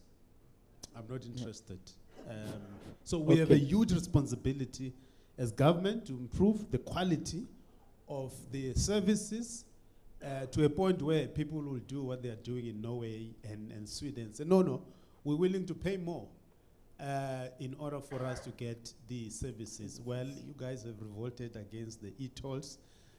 Let's see the quality of services, whether it will improve. Because you can already see that the road infrastructure in certain parts of Gauteng is already getting affected. So you get what you demand. All right. Thank you very much. Rofua, yes. Let's get some comments from the audience. We'll get a few comments before we go back to the panel. Yes. You have someone there. Do we have anyone on this side? We'll move over to this side, Prof. And can I just ask that comments or questions be kept as brief as possible so that our panelists can get their insights in and we can finish timelessly. Thank you. My name is Marius Lotte. I'm from Eladi. Kondani said it. How do we support South Africa and how do we keep companies here? We've been in the market for 37 years, trying to work with government. I can give you a list of letters to all the presidents, to all the ministers, how we can create jobs for the first 14 million unemployed people, how we can build 3.7 million houses in 1 year, creating an industry of 650 billion rand to the SMMEs with no effect. We are currently building in 28 countries outside of South Africa. It's heartbreaking. What is the process of us getting into government to actually support this beautiful budget? Yeah. Where is the KPI that deliver this budget? Because that KPI, I think, is lacking. That's why we can't get into government to assist government. So who did you write to? Thabo Mbeki, Lindiwe Sisulu, we wrote to Praveen Gordon. I can give you a list. And did you reply? That we got a reply. Thank you for your email. We respond as soon as possible. We had meetings. We had meetings with the National Planning Committee. Nothing happened. We gave them solutions, and we never went to government and said, give us money. We went to government and said, here's a solution. Let us go and find money. Just give you one example. Sorry, I'm taking a bit of time. On the 26th of May, we signed a 50,000 house MOU with the Northwest government. We haven't got a project yet. It's a year later. We've been phoning, we've been driving to Mafeking, we've been trying. I had investors. I spoke to the IFC, to the World Bank, because we're busy with a project in Somalia with the World Bank. So we said, guys, we've got the money. Let's just do the project. But nothing happened. So I suspect, and this is a suggestion, the budget is beautiful, but how do we deliver this budget now to make sure there are decent KPIs, to make sure that we as South Africans work together to get to a better country? Thank you very much. Can we say that one? Can we resolve that? And the Deputy Minister, maybe you can please forgive them. Thank you. Prof, there's a question Okay, over come. there. Good morning. My name is Baisi Moswane Pambo. I'm going to refer you to the NHI. But I want to take you back to the time when the same government, same administrator, created what we call Folateng. Yes. A lot of administrators and medical aids were prepared to assist government in making sure that Folateng generate money through the medical aid members. But you know what? Government showed medical aids and administrator a middle finger, and it failed. You then created what we call NHI pilots throughout the country. What happened to them? They failed. Then the bill was created for us to make an input. We did make an input. What did the government do to us, people who made that input? You didn't respond to us. You didn't even look at the inputs that we did. We even went to the communities, people on the ground, to get their inputs. What did government do? Nothing. And then the Minister of Finance, I don't know what to say. The other day with the budget, he then talks about allocating money for NHI. Did you address our issues? No, you didn't. Parliament approved what they didn't read. The provincial parliament, or whatever they call it, they didn't read, but they approved. It said, Did you read what? the comments, The draft. the Inputs into the NHI bill. NHI, Okay. But they just approved. It's very sad. And then you say, Deputy Minister, private sector must come with ideas. Private sector must assist government. But our government doesn't want our efforts or our input. I'll also refer you to what we call in the medical aid late joiner penalty. You know the decision when government took it, you were not looking at us, the brown people. You were looking at making it difficult for the white or pink or purple or peach people to have a problem with the medical aid. You've made the medical aid so difficult that Gogo Dlamini Because Gogo Dlamini never belonged to a medical aid since she was born. We impose 75% penalty. Do you know if your contribution is 1,000, let's say 1,000, right? Gogo Dlamini is going to pay 1,700. Sure. And 50 as a late joiner penalty for the rest of her life. Our government is only looking at themselves. It doesn't look at people like myself or the rest of us here. You've got a medical aid called PAMED. You go to better hospitals. Just visit Paul Kruger in Rustenburg. Do yourself a favor, Deputy Minister, or go to Garangkua. I'll give you an example before I sit down. A young girl was admitted in Garangkua Hospital. She was pregnant and the baby died while she was pregnant. Guess what?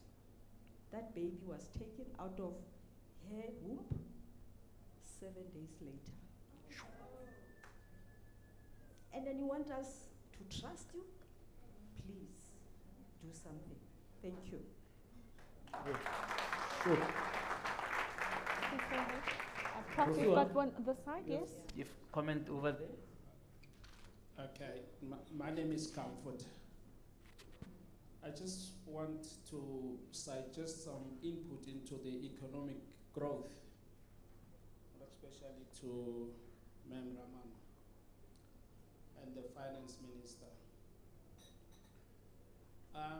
We have got unclaimed benefits in South Africa, a lot of money. We have in the mining industry rehabilitation guarantees. And I'll just give those two examples and ask for some advice. To say, instead of us tapping into the reserve from the Reserve Bank, we know what happened to our fuel in terms of those guarantees, which the reserve was sold. I am thinking, if we can get some clean legal mind and clean traders, for sure, banks are trading with our money. I'm not saying government money. But if we go and look at the rehabilitation guarantee, which the mine owner has to rehabilitate the land after 20, 30, 40 years when he finished the mining, can't we get some legal guys and financial guys within the government and let them use this money and trade with it? Whether you take it to the bank or you take it to Switzerland, they know how to trade, they know how to mirror. Then you can generate enough money with that money, because it's only going to be used after 40 years or 30 years. These unclaimed benefits are sitting there. Either the insurance company don't know who they belong to, or I don't know. But if we've got a legal mind to say, if the government trade with this money, they will be within law, then we use those things. And with that, I don't think we'll never go back and tap into the reserve. Otherwise, we don't know what that money is happening, whether from the insurance company, for those people that died, they are using it for their own thing, they are using it in building houses and so on. I'm just giving these two examples. There are more of these funds that are sitting. We can't just leave this money sitting there. If we are legally okay, let's trade with that money. There are platforms. I mean, finance, DM will know more about that than me. And with those kind of monies, we can surely go to social housing and then do the backlog. If you go back and look into those social housing, it's a mess in terms of what they need to do and what they are doing. Go to your exploration. You can even go take on this rehabilitation guarantee money, go to the government mining company, assist people in drilling and all those things. Thanks. Okay, let's take one more here before we go back to the panel. Thank you. My name is Kayas Kosana, and I'll be speaking on behalf of the Board of Healthcare Funders. I'm mindful of the fact that my chairperson is here as well. What the budget tells us is that we are a welfare state that consistently spends more than it earns, and we finance the shortfall through borrowing. Now imagine a situation where in your household you are going through some financial troubles. The money that you spend far outweighs your income, and you've maxed out your credit. The level of debt, your bonds, bank loans, personal loans, mashonisa loans, and all of that is sitting at around 75% of the value of your assets. Then one day you walk into a BMW dealership and you sign for one of those expensive German cars without even checking how much it's going to cost you. We would consider that to be quite reckless, wouldn't we? Yet that is exactly what we are doing with the NHI. The signing of the bill is imminent. As soon as the president gets his pen, we are made to believe that he's going to sign it. Yet we don't know how much it's going to cost. During the NHI public healthcare consultations, we asked the question as the industry, how much is it going to cost and where is the money going to be found? We were told that Treasury would answer that question. The budget speech was silent on that. What we know for sure is that we cannot afford it. For one, we are running a budget deficit. Secondly, given that there's about 9 million people who are on medical aid, less than half of whom are main members who are actually paying the premiums, we know that we have less than 5 million people who can actually afford to pay for medical aid. The rest are sort of beneficiaries. But to be generous, let's say about 10 million people can afford to pay the premiums for NHI. That would still leave about 52 million people who cannot afford to pay for it, meaning that the government will have to step in and pay for those people. Now, knowing that we are running a budget deficit, this then leads us to have to go for borrowing. We are talking about building a surplus. Our midterm focus is that we will reduce our budget deficit to 3.3%, but we haven't factored things like the NHI. Unless this is just another smoke screen, we know that it's not going to happen. We're just distracting people with it. Or if it's going to happen, it's just way out, right? So that's one. The concern we have as an industry is how do we commit the country to such a huge welfare spending, probably the biggest the country has ever seen, without even understanding how much it's going to cost us, in a sense that it's also going to require us to borrow even more.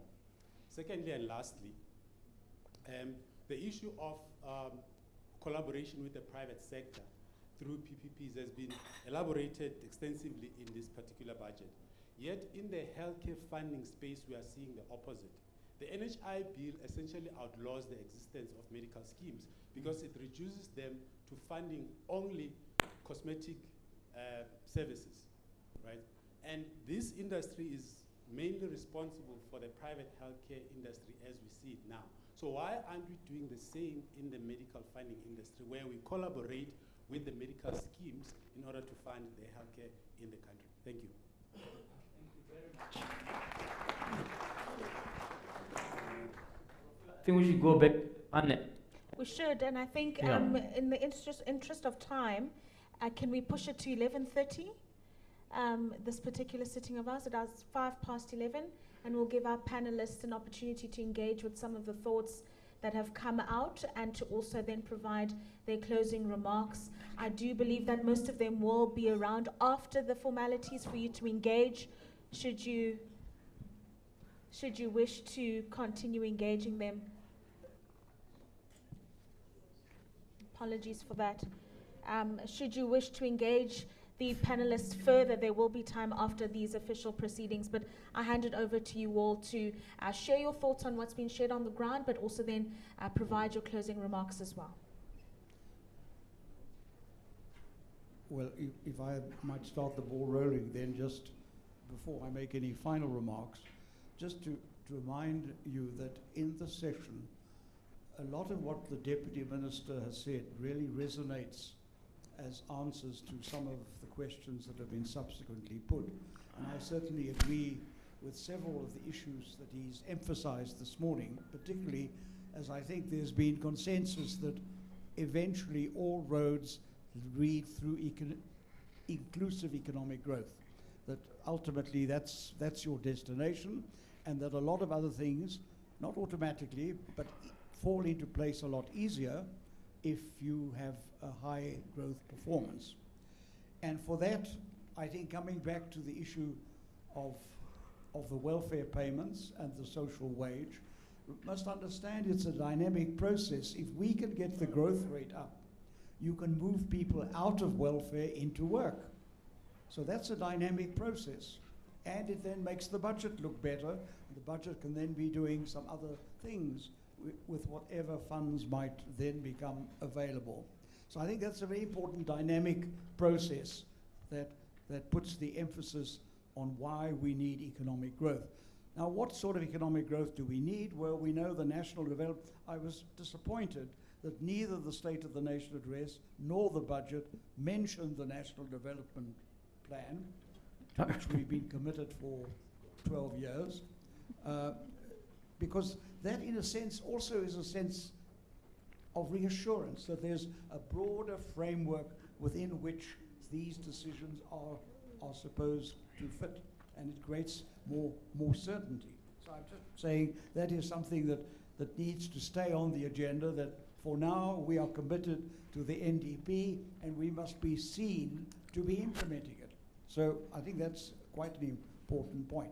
The second point is, the point that's also emerged from here is the issue of investment, because ultimately that's a key driver of growth.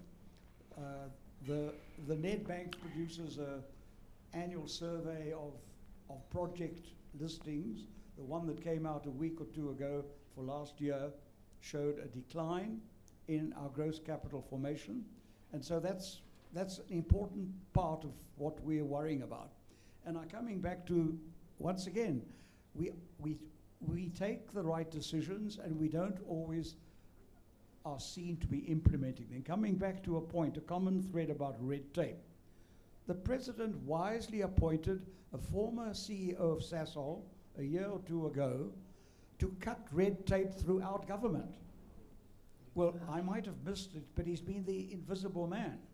I'm not saying he's not doing work behind the scenes, but some of the issues that we hear today is obviously there's someone who needs to be backed and needs to be visible, because he's been given the mandate that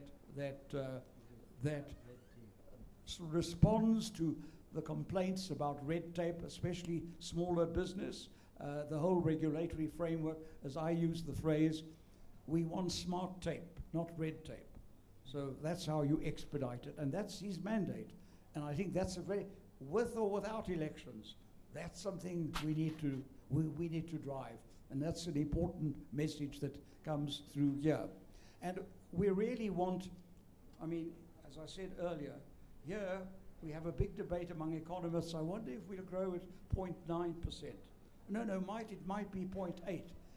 I mean, we should be ashamed of ourselves to be talking about decimal points. Yeah. We need 3% growth to more or less create more employment. And in terms, we're not going to get quite what the National Development Plan has said, because we have lost quite a bit of ground for all sorts of reasons. But we can do a lot better by emphasizing the right things that we've decided and which require urgent implementation. And I think that's coming back, if this is my swan song this morning, then I would say that comes back to my earlier point, that the positive things in the budget will be maximized if they are seen to be implemented. And that is quite apart from whether there are elections or not elections. There are some things that have to be done, that the economy has to be kept going. We want to get the growth rate up, and we want to create a win-win outcome. And that means that we need to implement several of the things that we've said we will, but which have not been implemented to the extent that we are now still in a point. And if they had been implemented, we wouldn't be asking whether we're growing at 0.6 or 0.8. We really should be talking of 2-3% and hopefully moving it along there. So I think comes back to the issue, the frustration I think that many economists and business feel is that the potential is there, but we are not unlocking it to the maximum. And that is costing the country a great deal. And a large part of the message is, yes, some of the right buttons have been pressed in this budget. There's a sense of urgency there. Let's make it happen. I think, let's put it this way. There was a phrase when the National Development Plan was originally launched, they had a good byline. Let's fix the future starting now. Wonderful.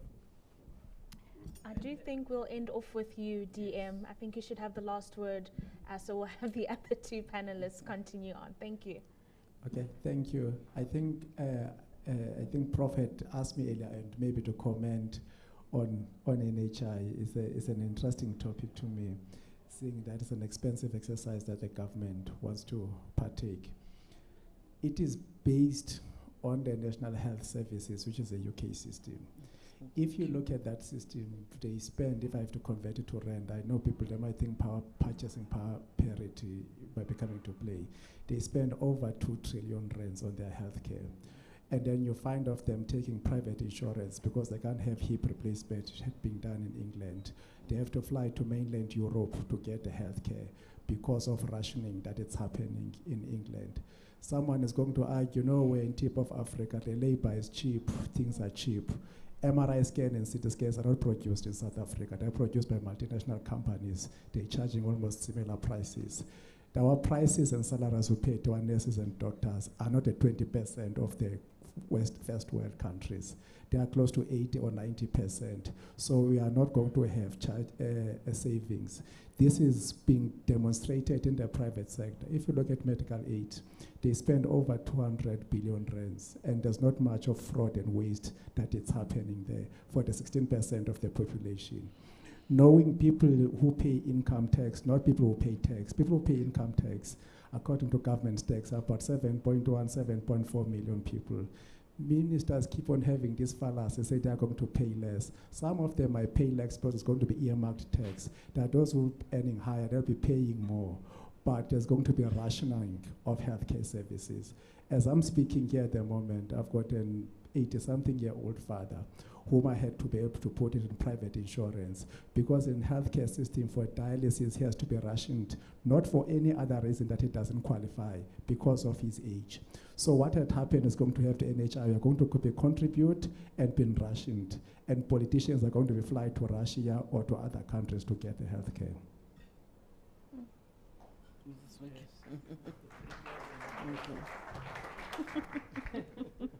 Thank you. Most of the questions were addressed to the Deputy Minister with regard to what the government can do. But I guess in the hope that is presented in the budget, we really need to be solution-driven. And the solution lies within us and engaging the government. So the economic growth, we just have us as citizens to be able to say what are the levers that we can play in terms of boosting that economic growth. I think my colleague Omar raised the issue of youth. I'm very passionate about young people and youth in this country. And I get worried when you see this high unemployment rate. And then you see the generation, the future generation being demotivated in that. So on the issues of research and development, we've got universities, higher learning institutions in this country. They've got the research chairs. There's quite a lot that can be put into that. And I'll give you one simple example. At UCT, they developed one of the hydrogen technology in there. And it was, but unfortunately, according to the law or the Higher Education Act, once as a university you've developed a technology, you cannot commercialize it.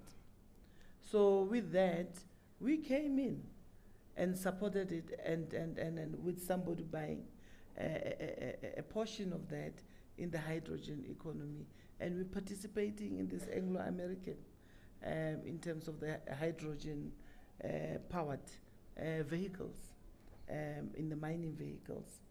So there's opportunity in this the just energy transition. And when I'm saying we, I'm talking about the PIC. So there's a lot of opportunity in this just energy transition. It's not only about ESCOM, about the solar PVs. There's battery energy storage, and there's great opportunity out there that we really need to unpack it, and we can come and have a discussion around it, because the opportunities are huge, and we can be able to do a factory here, battery processing and manufacturing plant in this country. We can be the hub of the SADC in that. So it's economic growth. We need to be intentional. We need to support entrepreneurs. I agree. We have many agencies that talks entrepreneurship, but we need to be able to get these banks in one room and have a discussion about entrepreneurship. They mustn't put entrepreneurship as a CSI.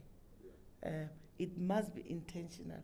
It must be a capital allocation around the entrepreneurship. They can execute these banks, all right, irrespective of their, what do you call it, the Basel III in terms of the reserve margin with the regulator. They can do it. There must be that intentionality, but we need the discussion. There are opportunities. FinTech provides a lot of opportunities. So all this, they really need to be supported. And then lastly, we can create those jobs, but hey, government, we need safe environment, man.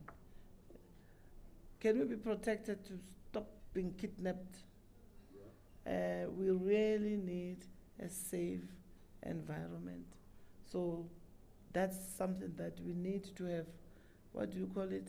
Reatsotela of ours with the government, whereby we can engage on some of these issues and provide maybe solutions as to how we can deal with these issues. It's very important. Businesses don't want to, cost of doing business is high. You've got the construction mafia in Natal, in Mamelodi, you've got, they call them Boko Haramas. And it's very sad that we are becoming a lawless state in this country. We just need to have constructive discussions that are frank about these issues. And I think we are reaching a tipping point. And it can be done. But it just needs that will. But we must engage. Let's not just be complain. Let's also provide the solutions. Thank you.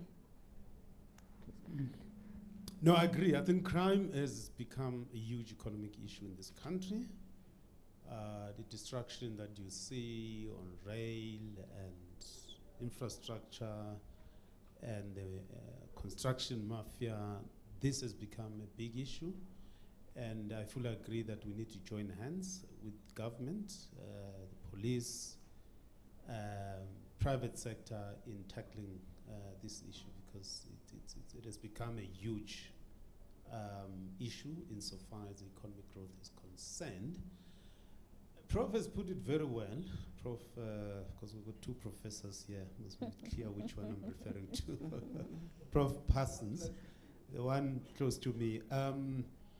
That as National Treasury, we suffer the consequences of inefficiencies in the state system. So I'm glad that I'm being crucified today on behalf of government, and I understand because colleagues, and it does take it out of this conversation. And every time I go home, when people see a government person, they don't care whether you are from Treasury or health and municipality.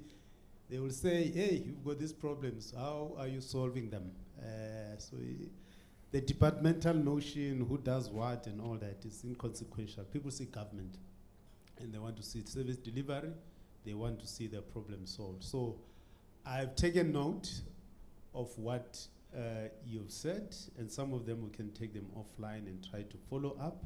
And I hope when we meet next time, you'll say, no, I've raised this matter with you. It's not solved by the Department of Housing and so on and so on. But I think we'll take some of the things that you've said offline. We've heard you. Within our limited space with my colleagues here, we'll try to follow up on the matters that you basically raised. The general point I want to make, and I'm not someone who discounts people's individual experience and subsume that experience in the global experience or the generalities that we may experience as South Africa, or the macro changes that we've seen since 1994, by just putting it under the blanket of saying the 30 years has been great. And indeed, in that generality, the 30 years has been great insofar as a lot of changes that have basically taken place. So we shouldn't underestimate the story, the lived experience of Tintswalo. But at the same time, I do hear your point, your individual experience, and it could be experience of many, either in health or in education, and so on and so on. But I wouldn't reach a conclusion that we are not a caring government, notwithstanding the issues that you've raised, which are genuine, which we must take them very, very seriously. But I will not reach a conclusion that we are not a caring government, but I won't ignore your lived experience. But I will not, at the level of generalities, reach a conclusion that we are not a caring government. I do think that this government, the last 30 years, we've tried to do a lot in changing, and he's accusing us now of being a welfare state. And I don't know how a welfare state is not a caring government. So, and then I accept that there's different lived experience since 1994, but the general experience, there's been a huge transformation in this country, and perhaps we need to communicate it more. I want to make a suggestion, Professor J.J. Tabane, that perhaps your frank talks must just focus on the next one, if the minister will be willing to come, of health, just to talk about NHI. Because I do think that there's a lot of issues, burning issues around NHI, which will require comprehensive conversation. So if I'm allowed to make suggestions to your dialogues, that's my suggestion, that perhaps the next conversation should be around this matter. On the interaction between government and the state, I was just talking about the macro planning point of view. That, if NetLeg is a platform to do that, I'm happy with it. Perhaps we need to change the content of the conversations and the quality of the discussions that go into those macro conversations about where the economy is, where it should be going. I was simply saying that we seem to be crisis-driven in the manner in which we interact ourselves and the state. We'll be presenting this budget, we'll be talking the same things, and so, and there's no mechanism, a much more structured mechanism in which we engage business, not individually or this department, that department, but at a macro. The NDP, for instance, we should be held by business, labor, ourselves. Guys, where are we in implementing the NDP as an example? So that's the kind of idea I have when I was talking about the interaction between government and business as well as labor. So and I hope that will be done. And the last, before, on the unclaimed benefit, there is I take your point, there is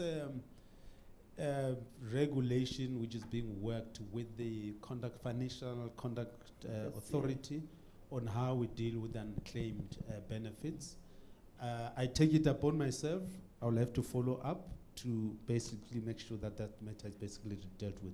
The last point, may I appear dumb, as you said, Alwani, that as an optimist, if you are an optimist, you appear dumb. If you are a pessimist, you appear more smarter. And can I be on the side of being dumb?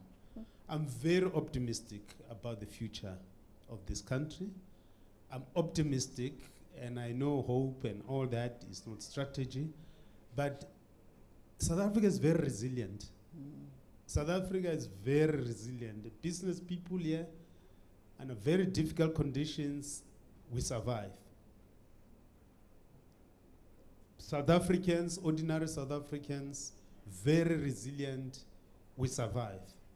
We are going through, if I was in America, I was going to say we're going through deep shit. But I'm not in America, but we're going through deep, serious challenges. But I always believe in South Africans that we'll always get out of this trouble. We'll get this economic growth right. And I'm very happy that many of the structural reforms that we're undertaking, many of the things that we're basically doing as government, working with business and labor, they are taking us in the right direction. And like I said, is the question of the pace and perhaps jockeys that are riding on this journey that we're on. And some of the jockeys, I accept, corrupt, incapable, and so on and so on.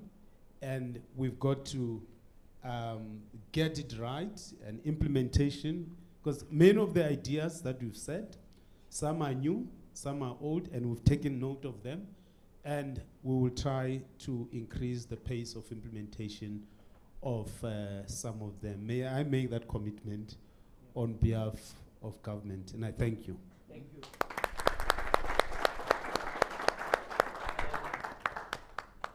Deputy Minister, can you meet this gentleman? Yes, yes. Yeah. Can you please meet the Deputy Minister and give us feedback in our next dialogue? Can I please thank the panel? Please give it a round of applause.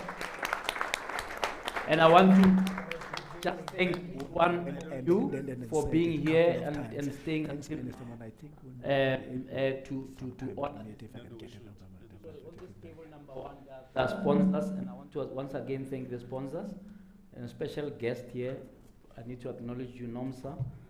She's the new group chief executive of the SABC, and I'm acknowledging especially because ENCA broadcast this dialogue live for about an hour, and the next one I think the SABC can broadcast it, even if I'm there, because they are usually seen as ENCA, but I'm a child of the whole country. They will give Nomsa a round of applause and wish her well on the national broadcaster that needs somebody of your skills, Nomsa. Well, so thank you for being here, and we are going to work with the SABC to take frank dialogue to the whole continent. Okay. Thank you very much. Can I have the sponsors just one word of thanks, vote of thanks? Start with you, Alwan, so that you can release people. Thank you, Prof, and thank you to our panelists and to everybody who joined us today. I think absolutely I feel that the conversations were very, very robust, both with the optimism and the pessimism on the other side. And thank you very much, Deputy Minister, because the optimism is what will keep us going and the resilience that we have as a people. But definitely we keep on punching and hitting hard and saying, you know, let's do better here because we really do believe in the country and we are committed to it. Thank you. Thank you so much. Your last word, Kandani? Thank you very much. Minister, I think you would have noticed that there has been a lot of people who attended today who want to do something. It's not as if they want to get something from the state, but they want to contribute. So you are not in a situation where you struggle with ask not what your country can do for you, but what you can do for your country. They want to do something for the country. And I hope that the state opens itself to that. Thank you. Thank you very much. Ladies and gentlemen, please drive safely, and thank you for being here. We hope to see you again at the next Frank Dialogue. Go well. Thank you, Prof. That was great. Thank you. Thank you for having Thank you, me. madam. Nice meeting you, madam. ENCA took a big chunk. They did.